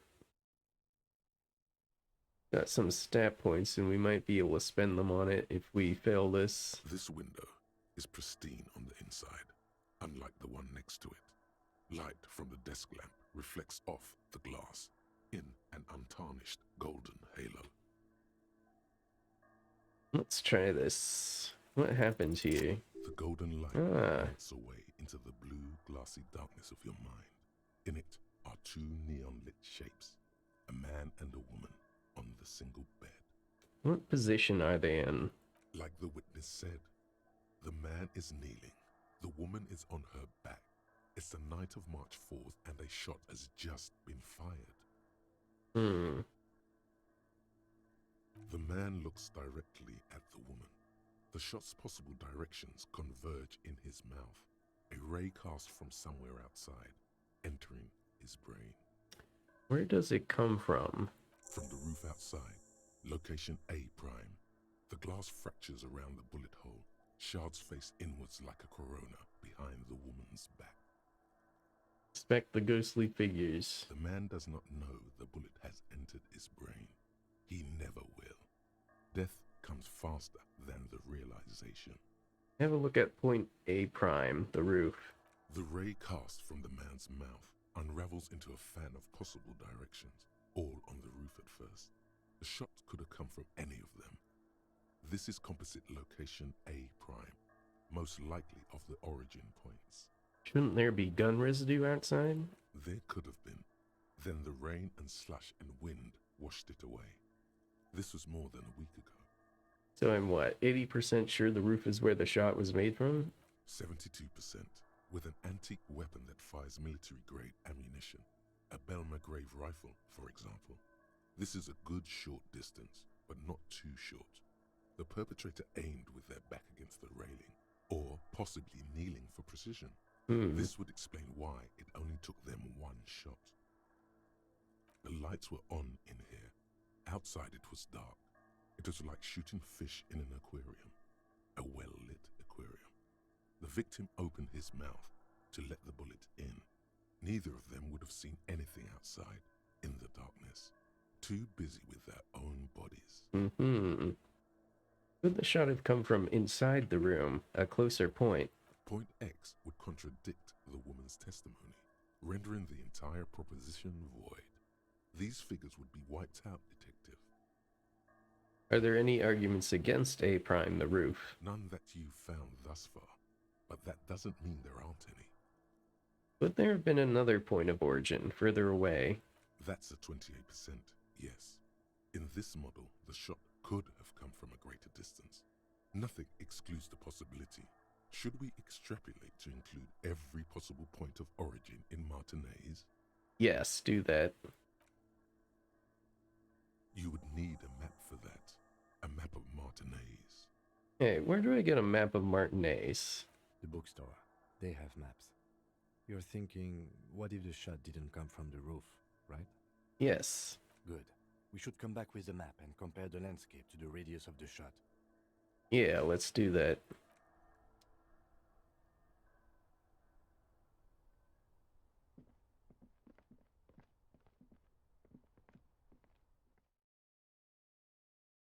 Okay, we gotta remember to get the map and come back, and we'll be able to use that to figure out other possible trajectories of the bullet.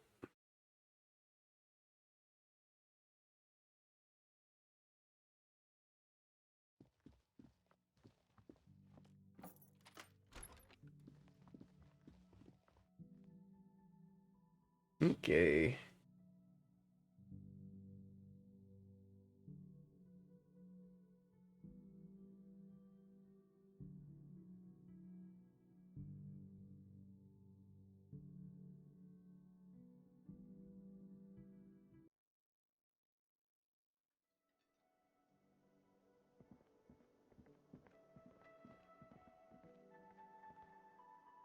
They're all gone now.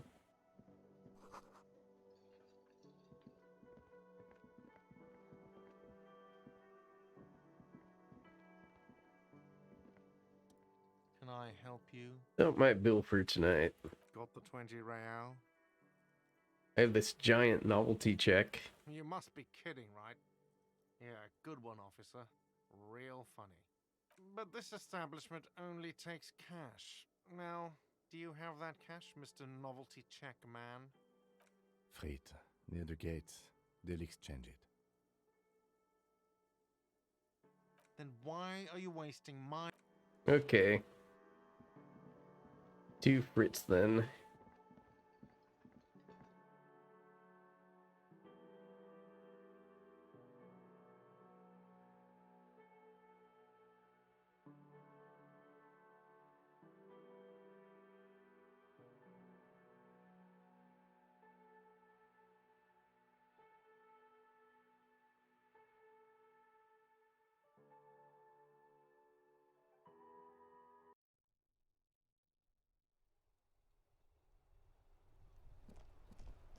Alright, to the Fritz.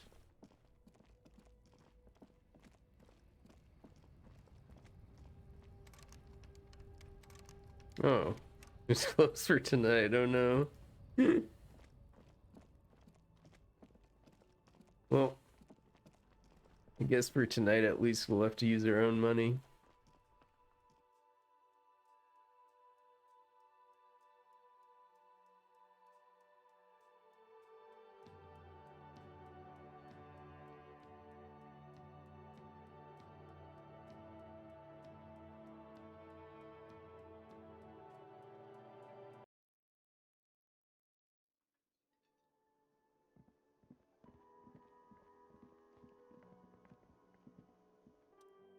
Got the 20 real? Good. Yep. You got the room for the night, but remember, you'll need another 20 real tomorrow. Take it easy on him. Deep down, he really hates being the guy who has to remind you. Okay. Now it's late. There's not a lot of things we can do. So, we're gonna call it a night. And roll over to the new day.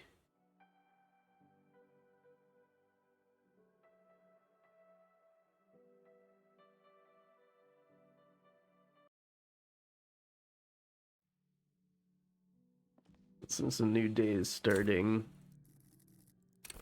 I'm gonna put 1 point into visual calculus and hold the rest of the points we got.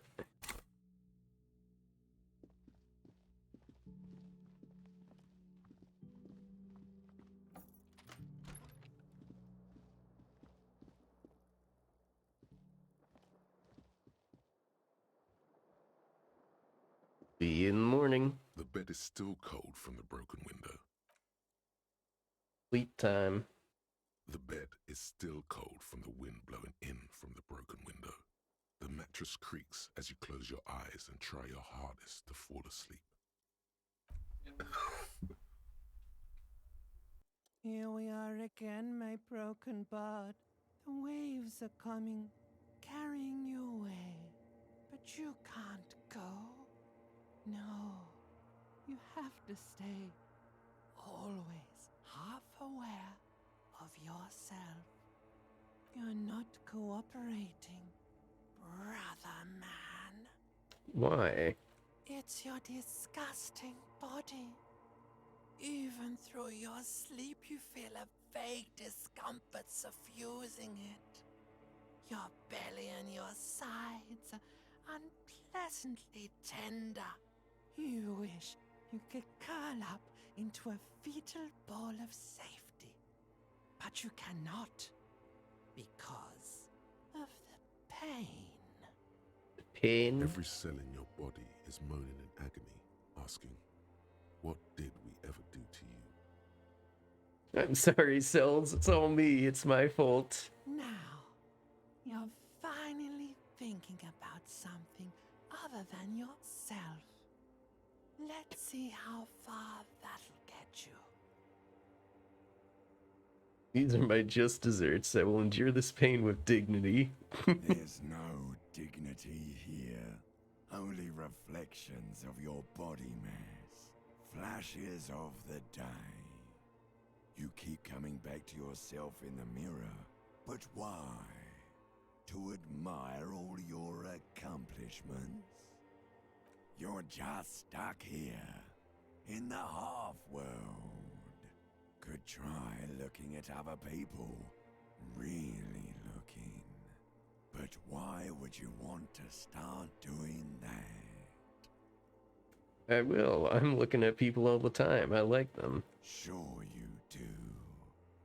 They're all so friendly, aren't they? People are beautiful, statuesque, parodies and tragedies of themselves. A great democracy of creatures. What do you think you're doing right now? Coming to some greater awareness? Look at all these lights, blinking in and out of existence. Thoughts!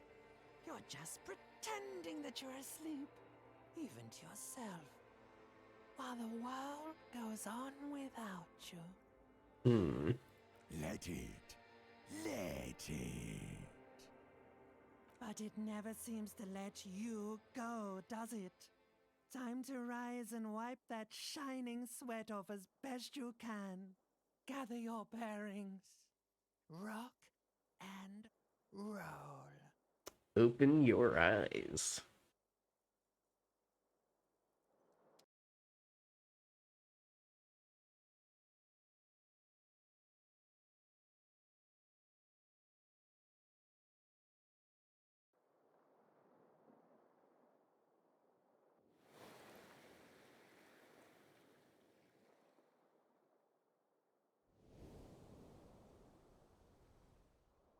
All right.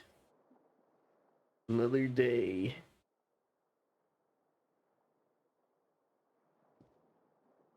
Brrr.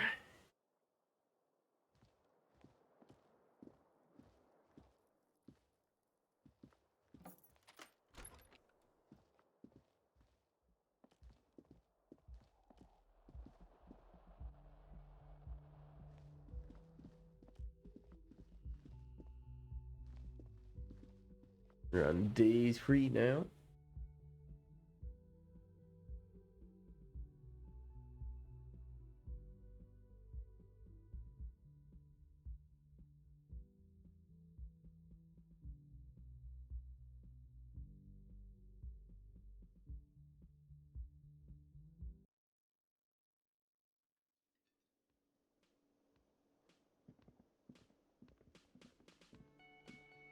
Hello, Kim. Are these people new? The woman in an RCM patrol officer's uniform winces as she notices you. I would really prefer not to talk to you right now. A patrol officer is the lowest rank in the RCM, below lieutenant and sergeant. Hold on, you're a patrol officer of the RCM? Yes, I am. On a murder investigation. Are you the cavalry? I'm definitely not the cavalry. I'm a cop too. I know. Here's the real deal. Everything all right? Why don't you want to talk to me? I don't know. I mean, why would I want to talk to you?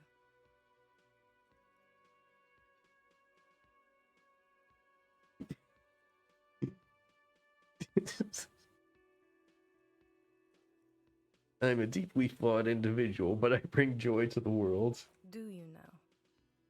Something changes in her. It's pity.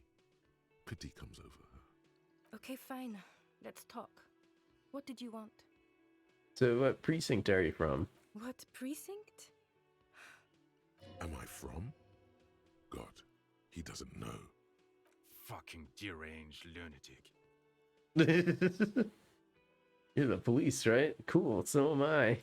I don't know what to say. Don't say anything, Judith. What are you, the police, doing here? I'm just looking out for... You? No one. I'm just a man with sunglasses, and you are...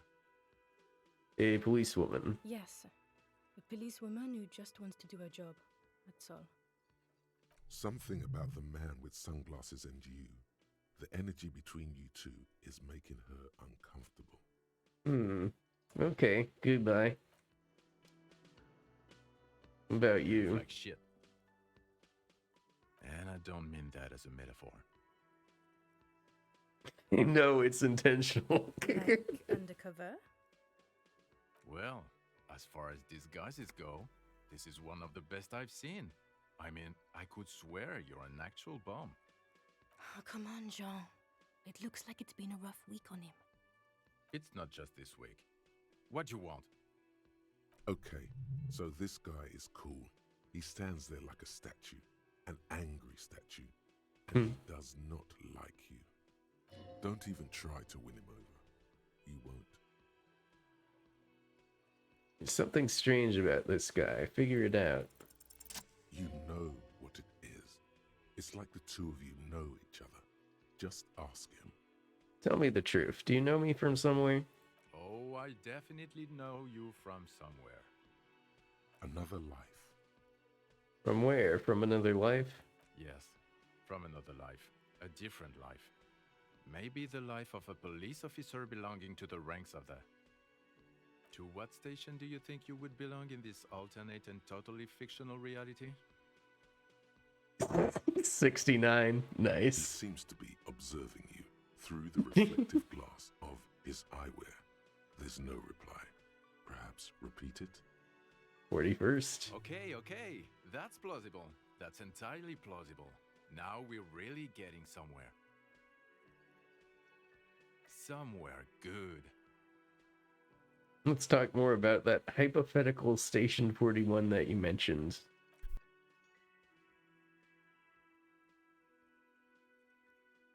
So, what would our relationship be in this alternate universe? Let's be crazy. Let's say you and I are partners. How's that for a thought experiment? Like partners in crime, or? No, because in this thought experiment, we are police officers in a police station. We don't do crimes. We're not crime bros. Come on, stop it. Do you have a crime to solve?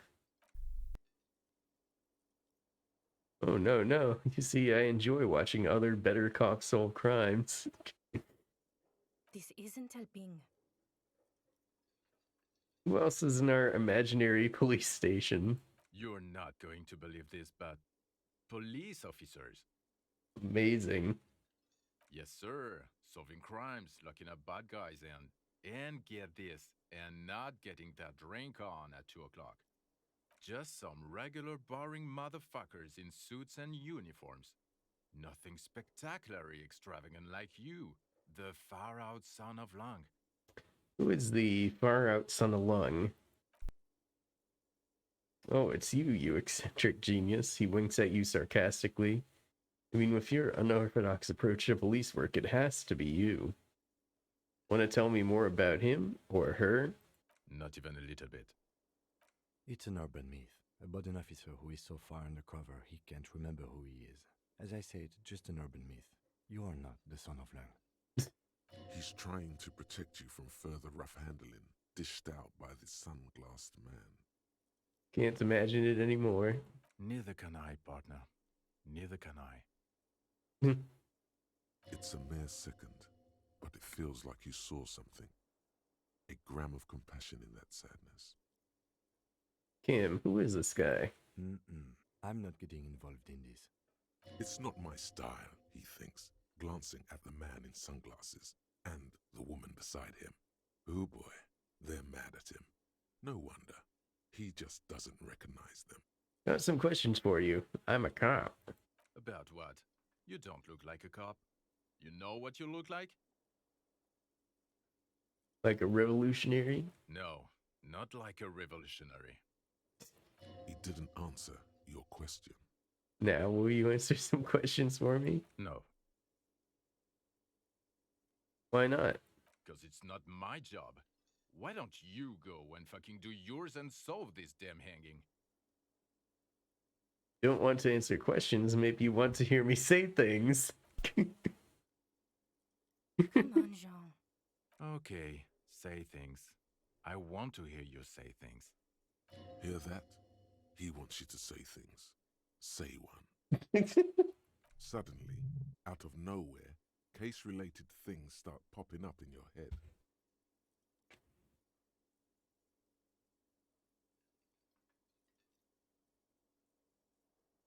Okay, so I'm doing this investigation and it turns out he was shot and hanged. You think he was hanged as a cover-up? To hide the shooting? Basically, yes. Okay, well, Hey, why am I telling you this? I don't know. Why are you? Who knows why we do the things we do? Somehow, bouncing those ideas off the man with sunglasses felt calming, like you've done it before. Oh my god, there's more. You want something more? What is it? Okay, then see you around. Watch out for yourself, loser. That voice, so very familiar. Did you hear it when calling to your station and reporting your badge missing? Wait, your voice. I recognize it. Really? I wonder where.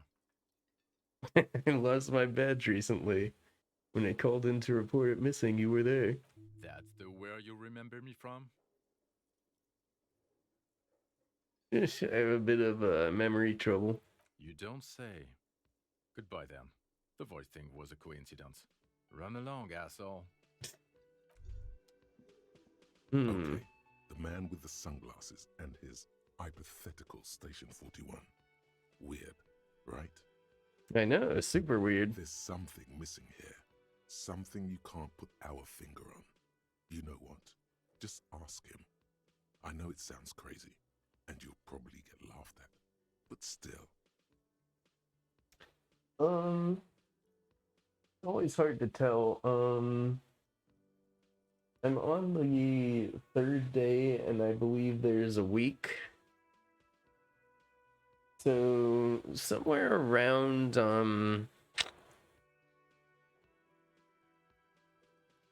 the earlier part of the middle, maybe.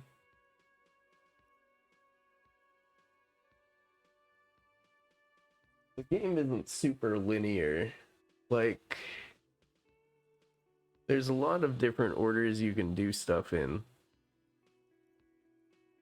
And you don't even have to solve the just case. cross it off the list. It's probably not true, though. Again? I can't believe this shit.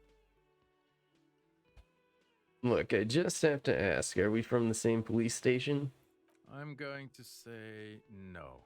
Just to see what you'll say to that. What'd you say? Okay. Okay? Jean, he said okay. Give it a rest. Okay, I was clearly wrong. He is a firefighter, male nurse, animal control agent, something of that kind. Not a cop. Go on with your cop work. Don't let me stop you again. Okay, see you around. Alright, you guys are back here. Let's do another quick save. It's you again. What is it?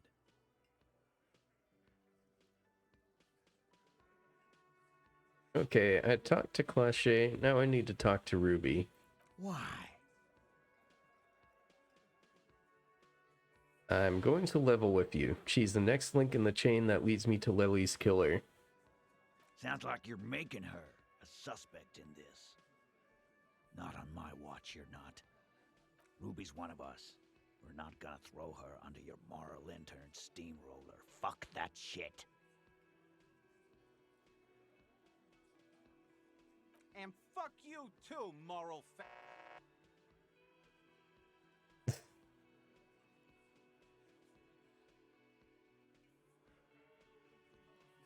Coffee makes you tired. That is unusual.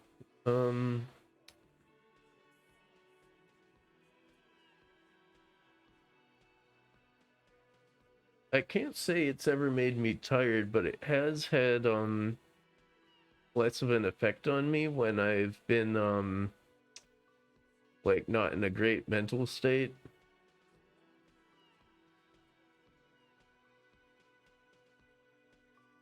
Ruby is missing. If you hide from the police in a murder investigation, you become a suspect. You know how it works, guys. That's nothing. That's just legalese. You don't even have a sound theory. I don't want to be rude, but we're trying to get some R&R here. Think you could fuck off now?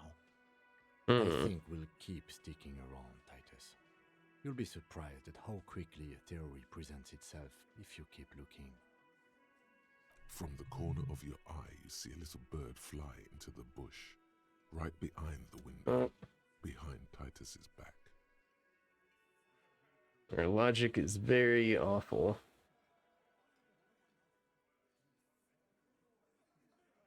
But we're not going to pass that check now. Might as well keep it where it is. Gonna take off now.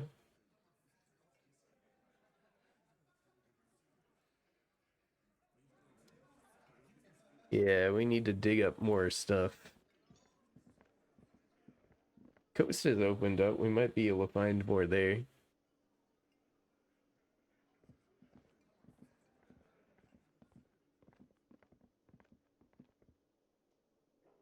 Yeah, I think that's our best lead. The coast that's been locked off till now.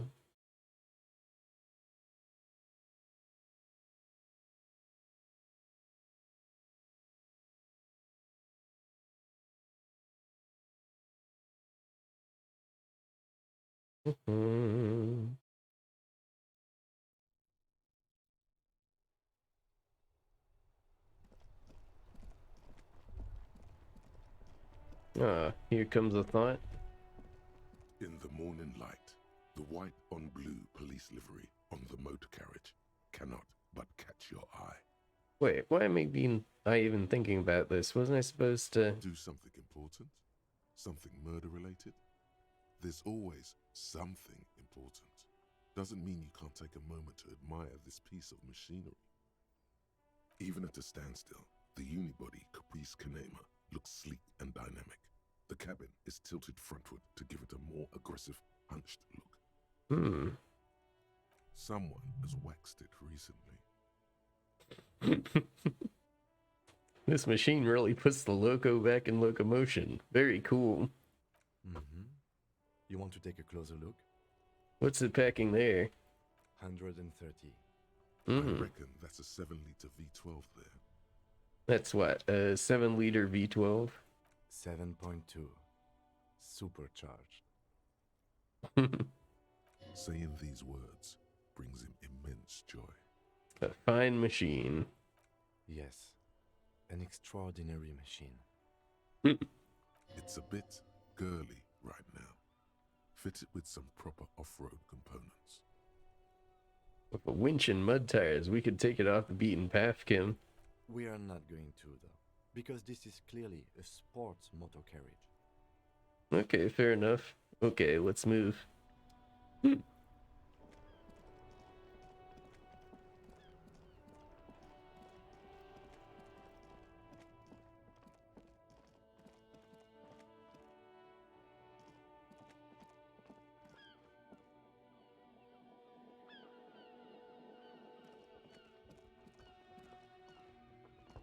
A couple of indicator lights are missing from this control panel. Loose wires dangle from the now vacant holes. In the middle is a lever. Beneath it, a small metal plaque. Pull it up. The water lock starts moving.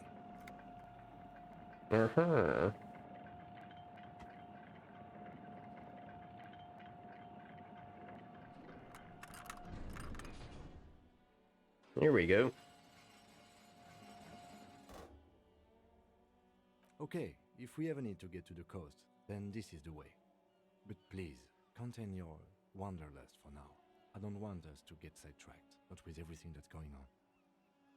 Focus on one thing, achieve it, then the next, he thinks. That's the task chain.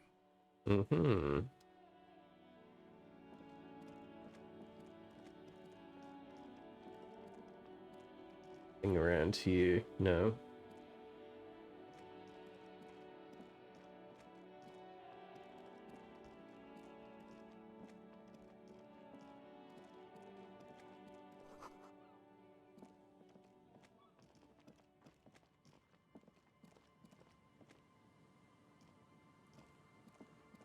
Okay. Here comes a thought.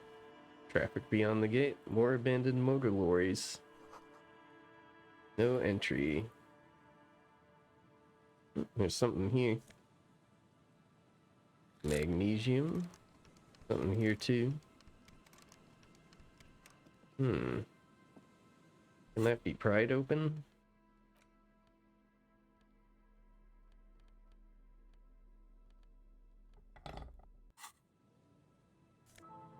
Yeah. Jamrock Biker Cop Sunnies.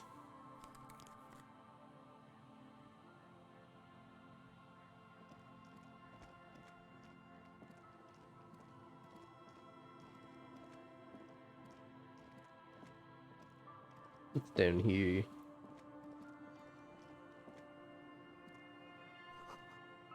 Someone broke down the fence and the barbed wire.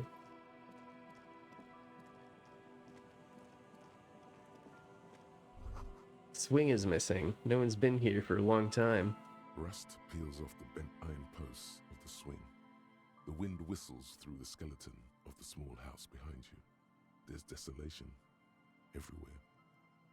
Yet someone used to live here, laugh here. Thought it was a good idea to build a swing, even. What happened here? In this yard? Someone thought they could have a summer house in a bloc obscure, for cheap. It didn't work out. They abandoned it about a decade ago. Wait, what's a bloc obscur? A black bloc. A part of the city left unrenovated after the war. Or one that has fallen to gang violence.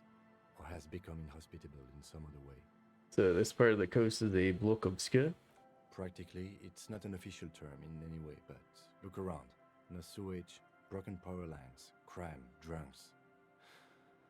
Life is tough in the blocks. It's no place to build a summer house. Maybe we left something useful behind. Yes, for you to scavenge like a post-apocalyptic scavenger who collects trash and errant magnesium blisters. It's not meant as nagging, just an observation. We should move.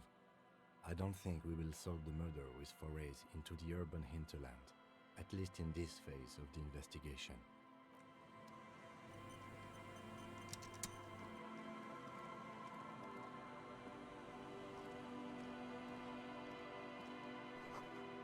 Glory to the ghosts of us. There's something in there. Some money.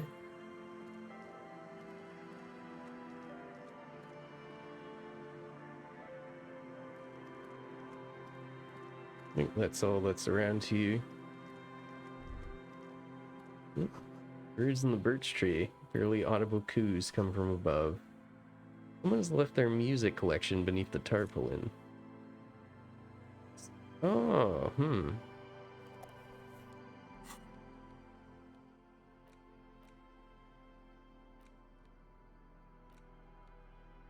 The porter reel is just what you needed.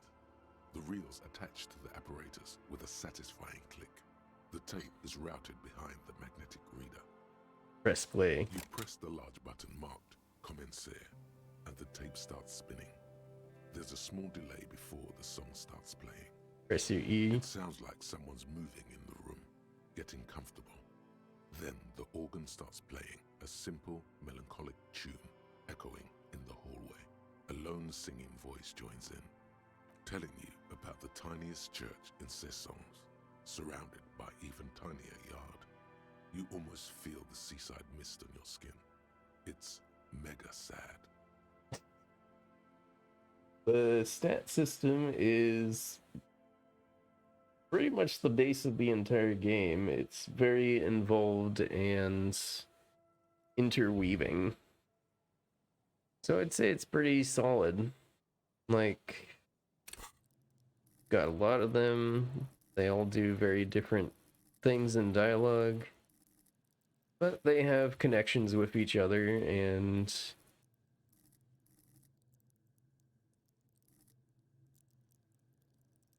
it's very hard to make a character who's just like completely useless, because you will have bad checks, but you will be able to compensate for them by doing investigating and finding good leads that allow you to improve your rolls.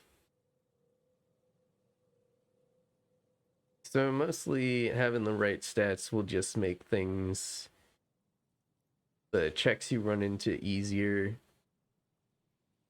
Within seconds, you know. Well, you could still get through it with very bad the one you stats. to run to that Clasia told you about. Perform it.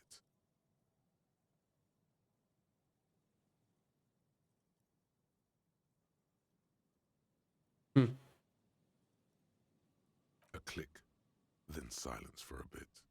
Then the tape stops. Yes, this is what we've been looking for.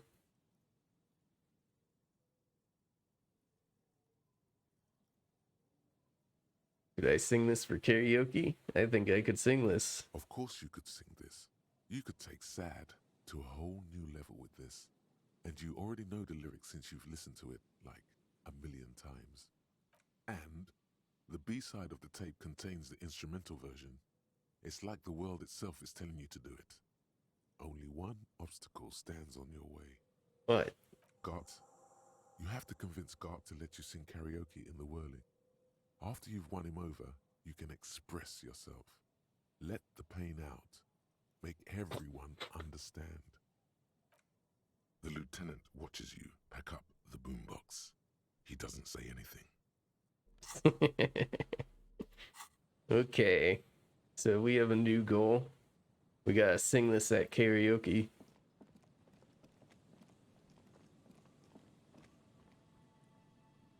Oh yeah, there's some stats that can kind of let you do that. You'd mostly want the stuff in motorics. Like you could do hand-eye coordination, perception, reaction speed, savoir-faire, interfacing, composure.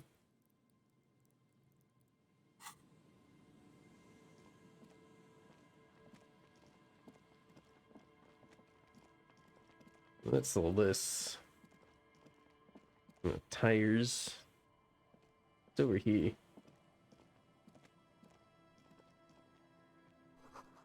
Breaker box for the radio pylon above. Deck reads old concrete defenses. Ah. Hold on. Here comes a thought. Freaking ahead. Broken axle grinding. Hold up.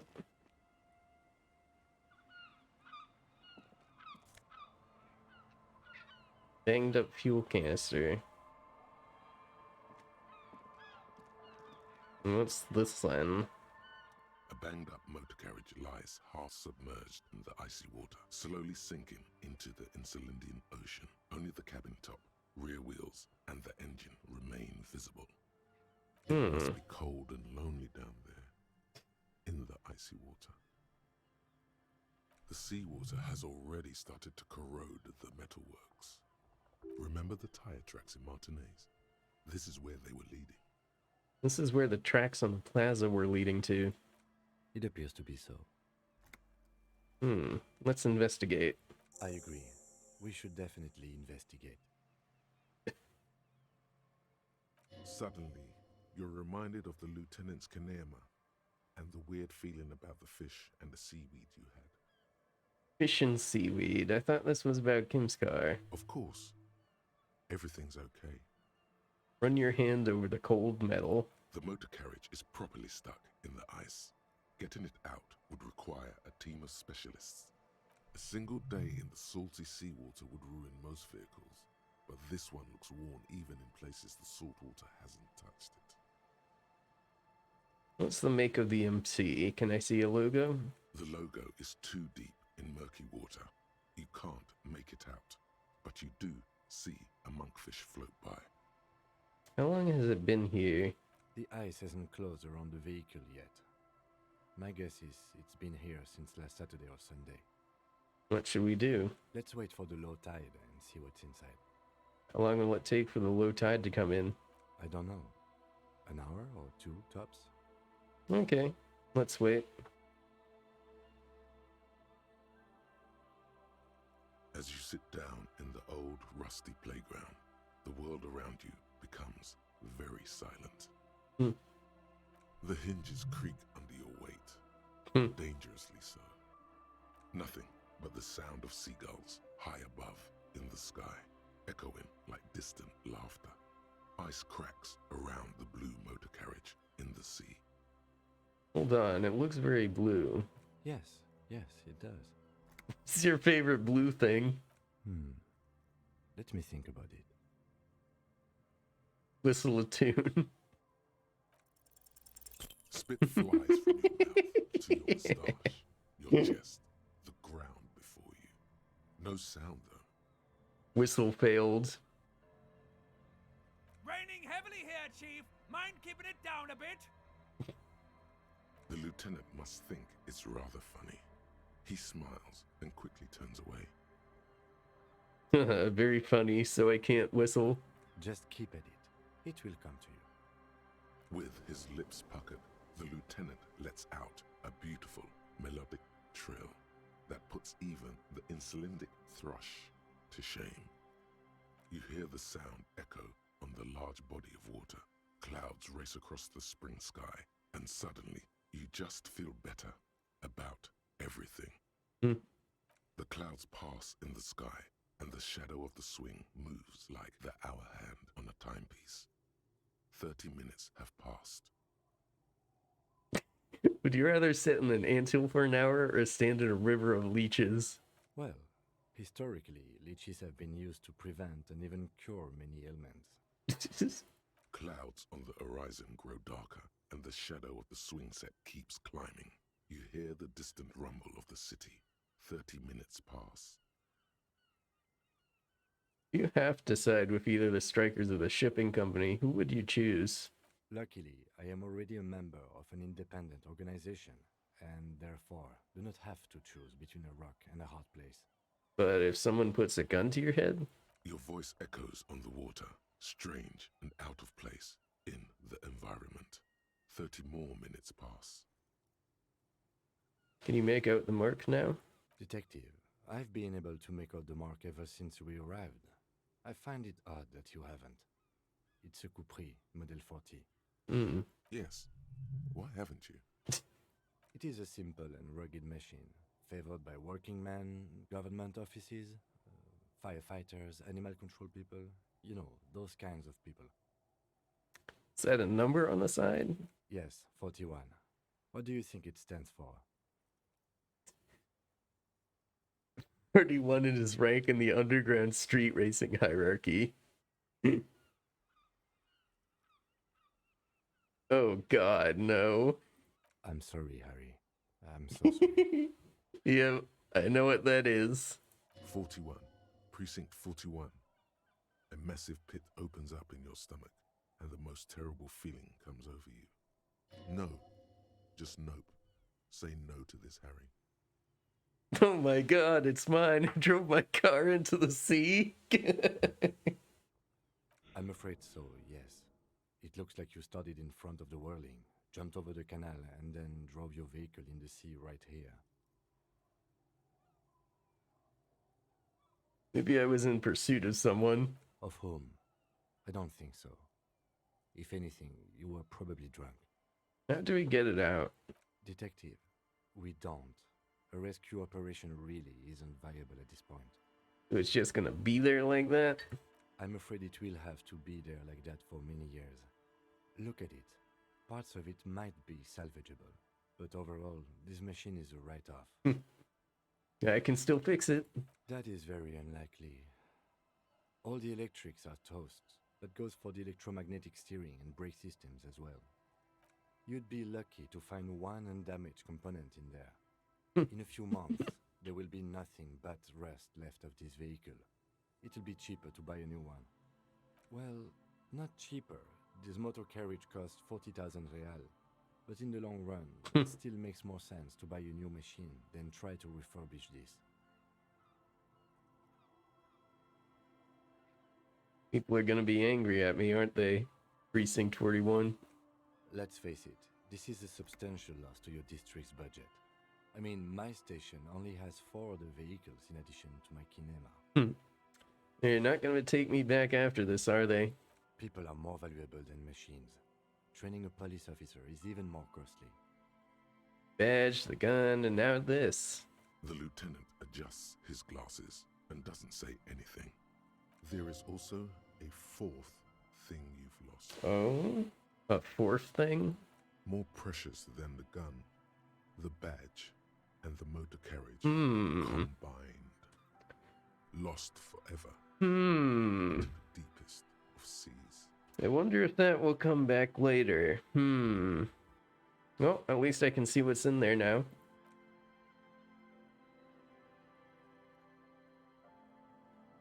Yes. Let's go take a look.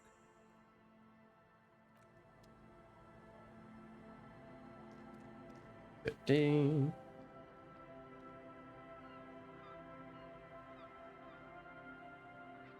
Oh, hey, there's the badge.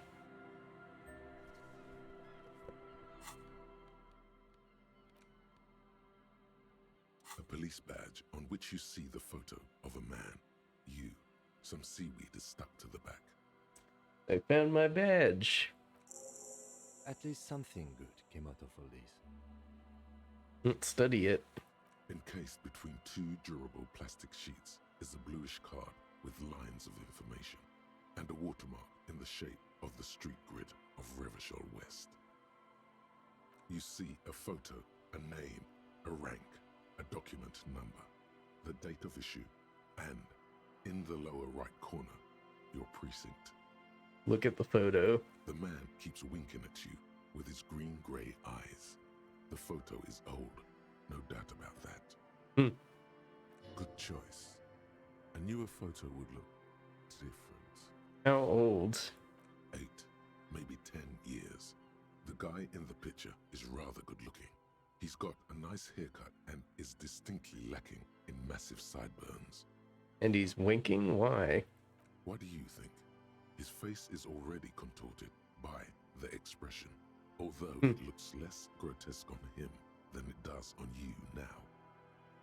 The badge in your hand shines as you rotate it, catching light. You see lines of information on it, and a shining watermark. Name, Harrier Dubois. Harrier? That's long for Harry. So you are Harry. Evrard was half right. Probably not a lot of people know your full name. Whoever told him you're Harry Dubois didn't. Wait, what kind of a name is Harrier? It's a wartime name. Revolutionary. The kind mothers give their sons during troubled times. Like Undying or Boxer or Ironhide. So it is. Pleased to make your acquaintance, Harrier Dubois. He's not going to call you Harrier. He'll keep calling you officer when he's angry with you, and detective when he's not. The badge in your hands shines as you rotate it, catching light. You see lines of information. Rank, LTN 2JFR. Lieutenant W. Freighter. Double E Freighter? What is a Lieutenant Double E Freighter? The lieutenant is a rank above sergeant and below captain. It's the highest rank in the RCM that still does field work.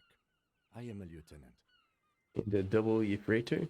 The title of Freighter is added to your rank when you decline a promotion to a higher rank. In your case, captain. You have declined twice, thus you're Double Freighter. Declines? There are many reasons one would do this. The rank above you in your precinct's decomptage might be taken, or sometimes promoted officers do not want to replace their superiors, out of respect. And sometimes they just prefer the type of police work available to their current rank, in your case, lieutenant.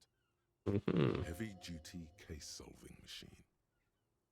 What's a decomptage? Decomptage is the hierarchical system employed by the Revachol citizens' militia. It means counting down to twos. The lowest rank is junior officer, usually teenagers. Then there are the patrol officers, then sergeants, lieutenants, and then a captain. That's basically it, except for a few kinks. What kinks? Kinks like satellite officers and the additional freighter rank I already explained. The long and short of it is, you're his superior. Wait, satellite officers? You are given the title of satellite officer if your partner is quickly promoted through the ranks and you rise with him. You don't seem to be a satellite. Thanks for explaining all this. Don't mention it. pleasure. Thought my rank was drunk. Yes, apparently you've had a rather successful career in the past, and this leads me to believe maybe your current situation is only temporary. Thanks, that gives me hope. Good. Turn back the documents. Such a small yet precious thing. Expensive paper caught between thick plastic, like a fly in amber. It reads. It's a serial. That's just the serial number. Revachol, Jamrock, Precinct 41, with some numbers thrown in there for good measure. Mm-hmm. Date of issue, 7th of November, 50. 4 months ago. I'm guessing that's when you were promoted to the rank of Lieutenant W. Freighter. A new badge usually comes with a new rank. You seem to have been doing well then. A lot can happen in 4 months, especially in winter. Mm-hmm. The winters are never easy on you. Winters are never easy. I remember that time! The tie around your neck feels tight suddenly.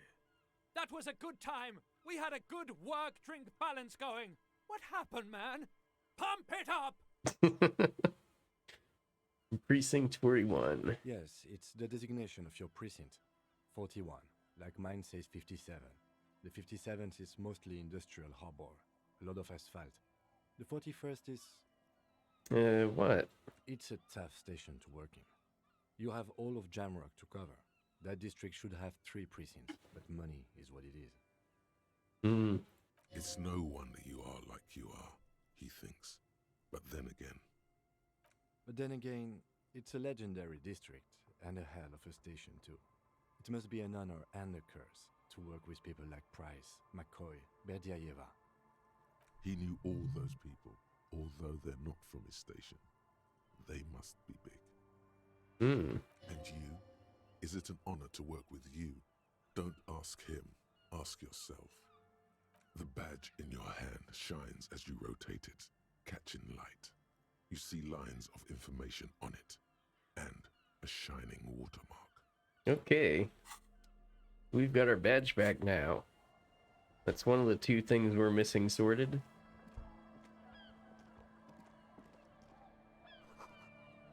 Footprints in the snow. They lead away from the accident.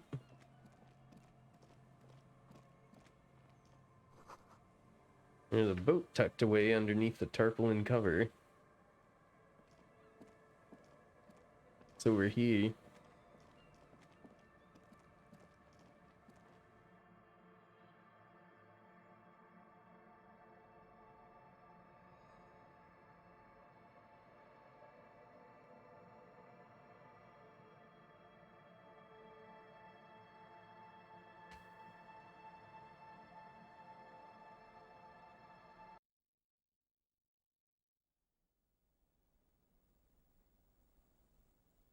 Single chair. Cold breeze is enough to make the wall planks creak. Dark red chair. Postcard there. Hmm? That. It's only a red chair. Just a red chair in an empty shack, with what looked like a dusty bow tie on the shelf. Nothing to see here, right? Hey Kim, where are we? In someone's abandoned shack. On the coast. In Martinez. In Ravachol. What's with the red chair? Nothing. It's just a piece of furniture. Red paint is peeling off it. Looks like blood, no?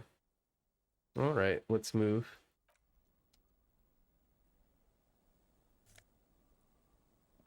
Bow knot.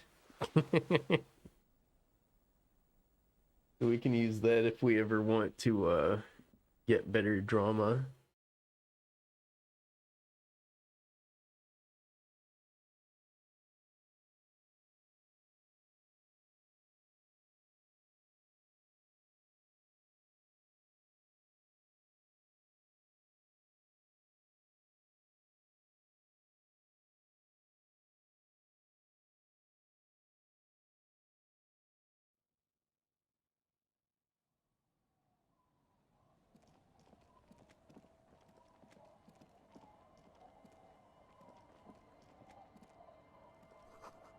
Underside of the boat has recently been tarred.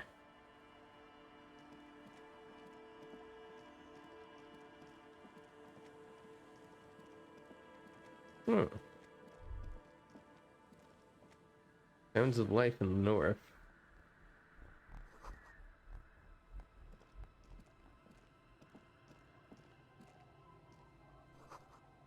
Cinder blocks charred. The worn and beaten wooden planks of the bench do not look overly comforting. Hmm. We can sit on benches after we've solved the murder. Let's go. Fair enough. There are pants in here. Tirasolary trousers.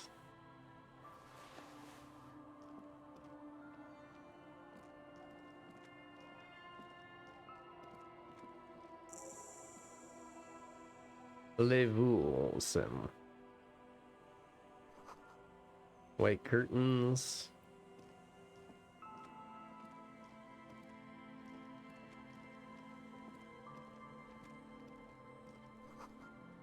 Wedding stone. And some people here.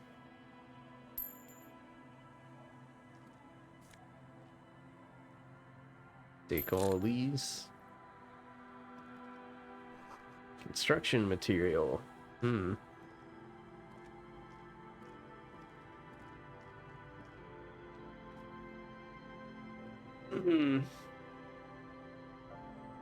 Okay, unfortunately I do have some stuff to do today, so I'm going to need to quit around sometime before we reach 3 hours, so I'll talk to her. And then once I'm done with that, we'll quit for today.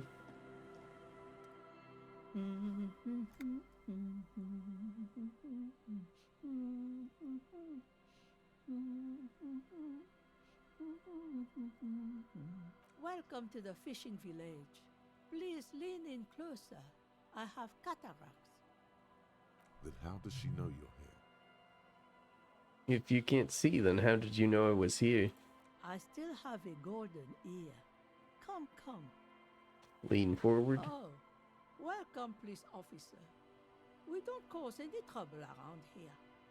And we don't want any trouble either. We are not here to cause any trouble, madame. Trouble?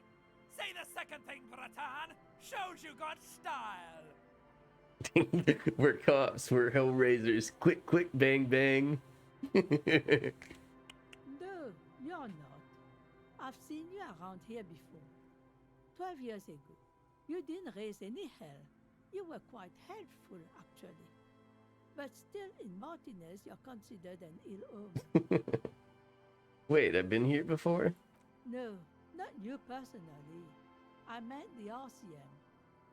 Some of the men got into a fight. One of them killed another, locked himself in that woodshed over there. Hmm. He was brooding, needed some help opening the door. You got it open for him and took him to think about what he'd done in a more secluded place, somewhere more quiet. Kind of an ill omen are we talking about? Oh, the usual. Dark tidings. Black hound. That's you, all right. A black hound licking your own heels. If I'm considering an ill omen, why hasn't anyone told me that? Maybe they are afraid. Why? Because you're an ill omen. But you're still welcome here. As long as men with guns aren't chasing you. And maybe even then. Because that's the kind of fishing village we've built. Hmm. I'm sorry there's not a lot of room to park the motor carriage. And not a lot of houses. Or a lot of people. My kids are long gone. Searching for treasure. Searching So for are treasure. others. Ah, look at me ramble on. What brings you to us? Where could someone stay around here? Stay? Most people here are trying to leave. That said, if lodgings is what you're looking for, I've got a free room in the shack. How much is it? I won't charge you for it. Take it as a gesture of goodwill from the village to the RCM. Wait, hold on. You're just giving it to me? No one is using it, and God knows it's not much anyway. You can stay there. I'm not sure it's appropriate for the RCM to accept free accommodations. Oh, don't. It's your choice. No skin off my teeth. Wait, why isn't anyone using the room? My kids grew up and left like they do. The house is long empty now. I live in the small side attachment.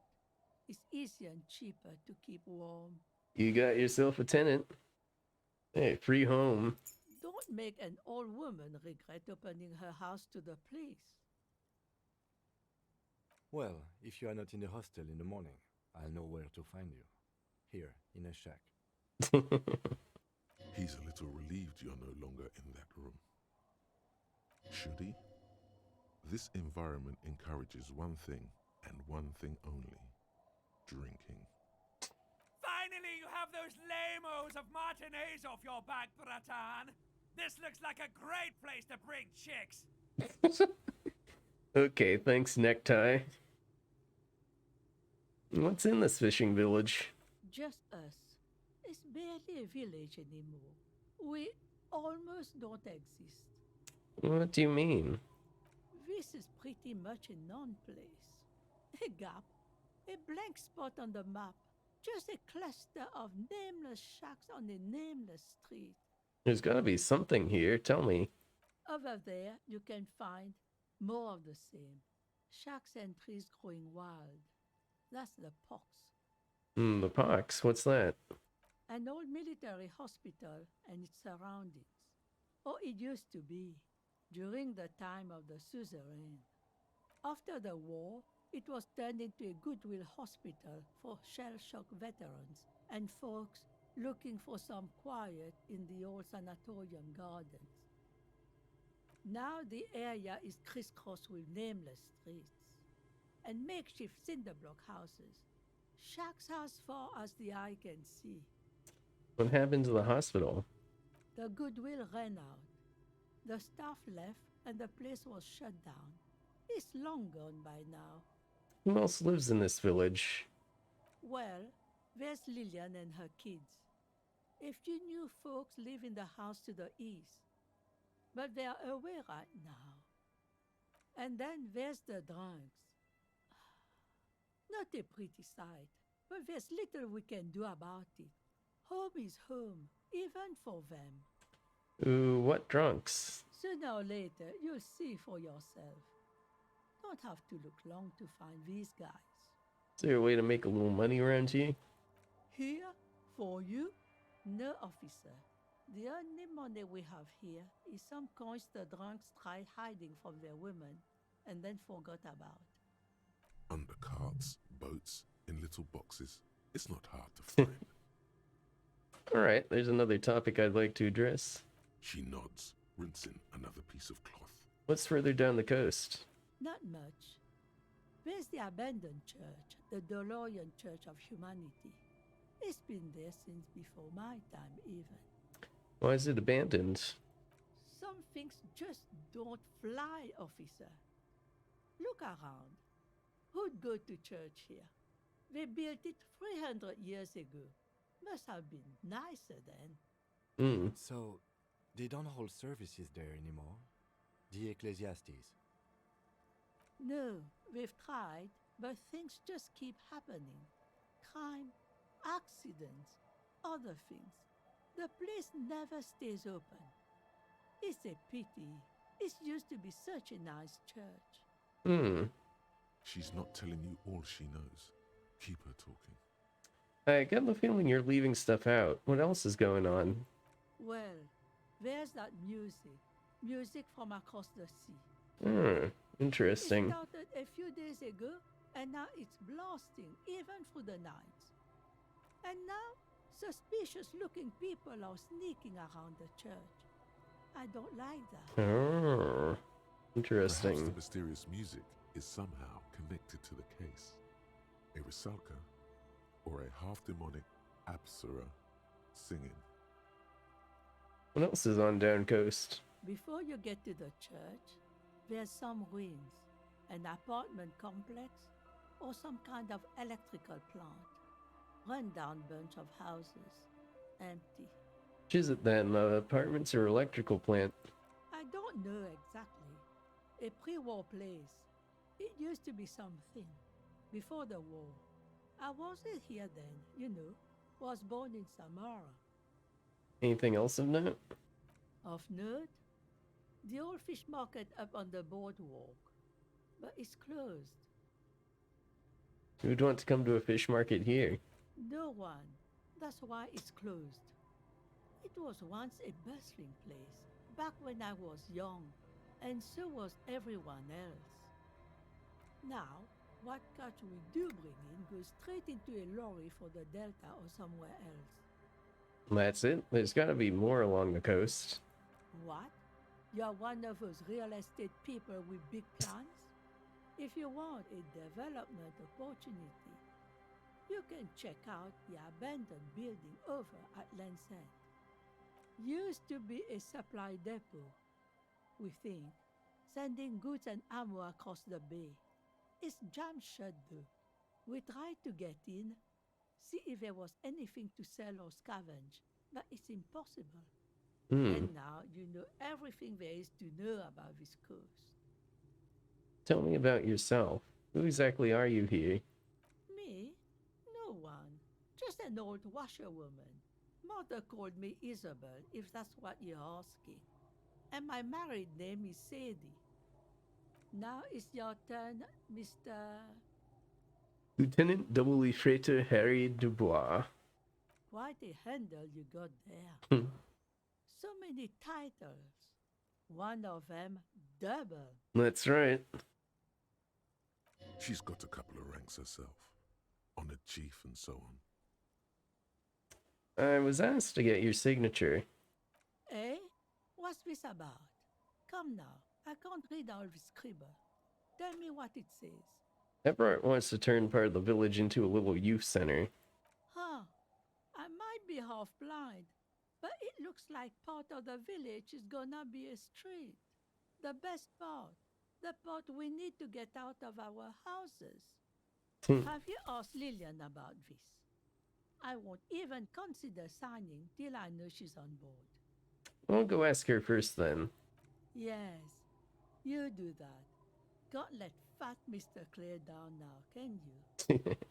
Okay, goodbye. I'm off. You got an idea? Let's check it out first. Honorable one, you have accumulated a substantial amount of honor points on your life path. You are a man most virtuous. Wait, there were honor points? Of course there were honor points. Did you think no one was paying attention to all of your honorable deeds, honorable one? I only try my best. It's the most any of us can do. Oh, the modesty on this one. Another 10 honor points for you, sir.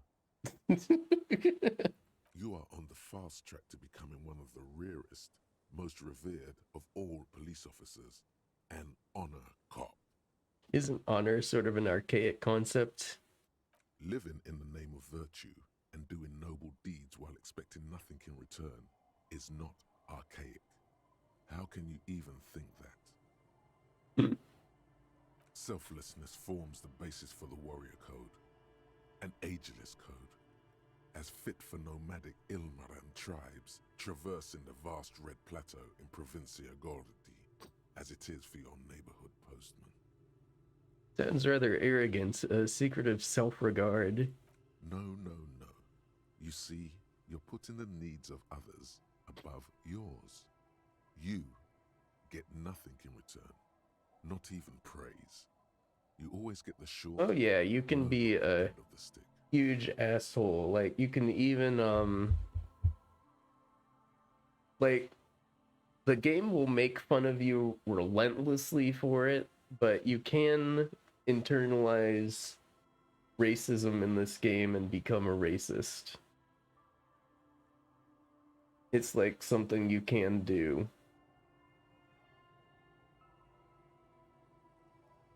Don't think about it too much. Just say it. Are you ready to get knee-deep in honor? My honor is my life. Yes, your deeds have spoken for you, honorable one. But to fully drape oneself in an eternal cloak of honor, a ritual must be completed. A rite of honor. Even among the honorable, only the most dignified are deemed worthy. But you, O honorable one, have excelled in honor. It's just like totally taking the piss out of the morality system in RPGs.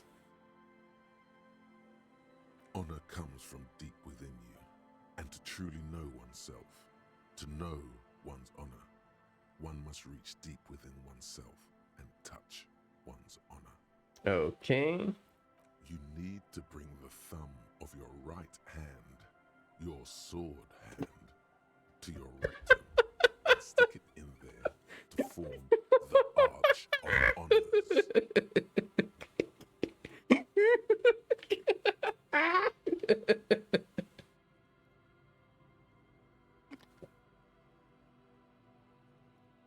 All I ever wanted was to live with dignity, to die with honor. Stick your thumb in your ass. What are you doing? I am honoring myself, Lieutenant. I can see that, but do you have to do it where everyone can see you?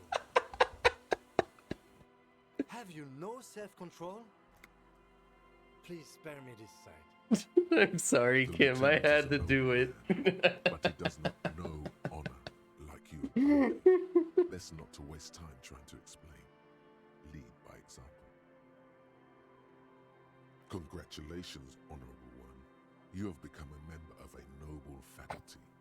A man kneels, an honor cop rises. Go forth and commit even more honorable deeds. And should your resolve ever waver, remember the right of honor.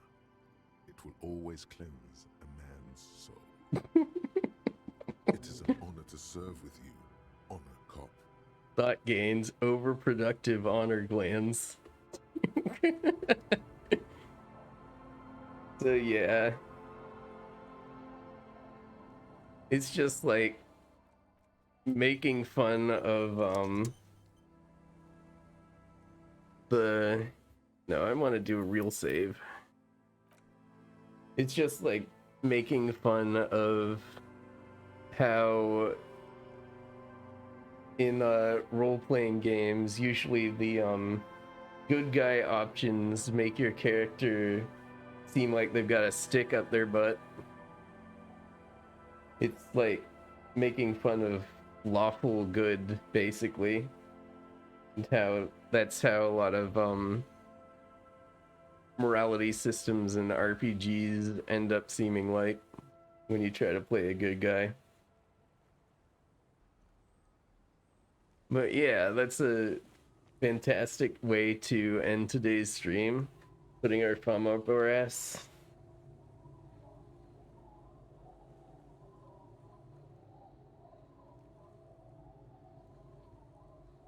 Oh yeah, I used to really like Baldur's Gate.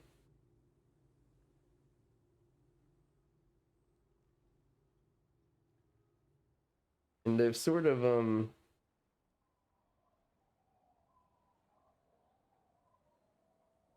enjoyed a lot of games sort of in that sphere.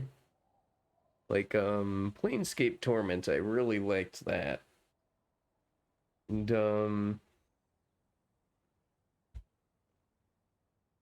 last game I played that really gave me those sorts of feelings of sort of like enjoying it, enjoying the role playing in them was Dragon Age Origins, I think, was the last one I really felt good about in the vein of Baldur's Gate. After that, people kind of moved away from the whole real time with pause thing. I think only Pillars of Eternity really keeps doing it.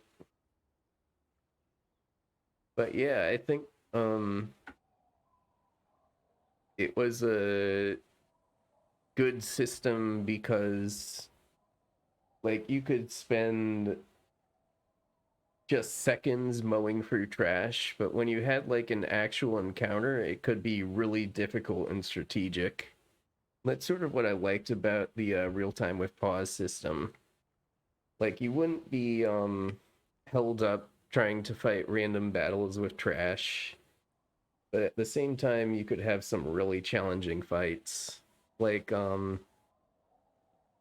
likes, for example, you had to pull out all the stops for likes. They were like very threatening and hard to kill. But yeah, I think that'll be it for today. I wonder if anyone's on like Saturday. Oh, that's right. Bee's back. The cute little rabbit. I think we'll let me see what they're doing right now. Oh no. Your camera's on. This is actually happening. Camera. Place an ad in the channel preview. That's really annoying. Okay, I'll just raid them.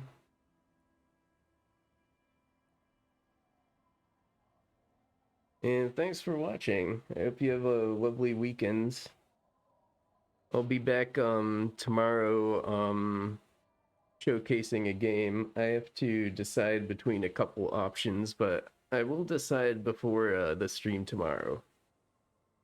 So, bye, and thanks for watching.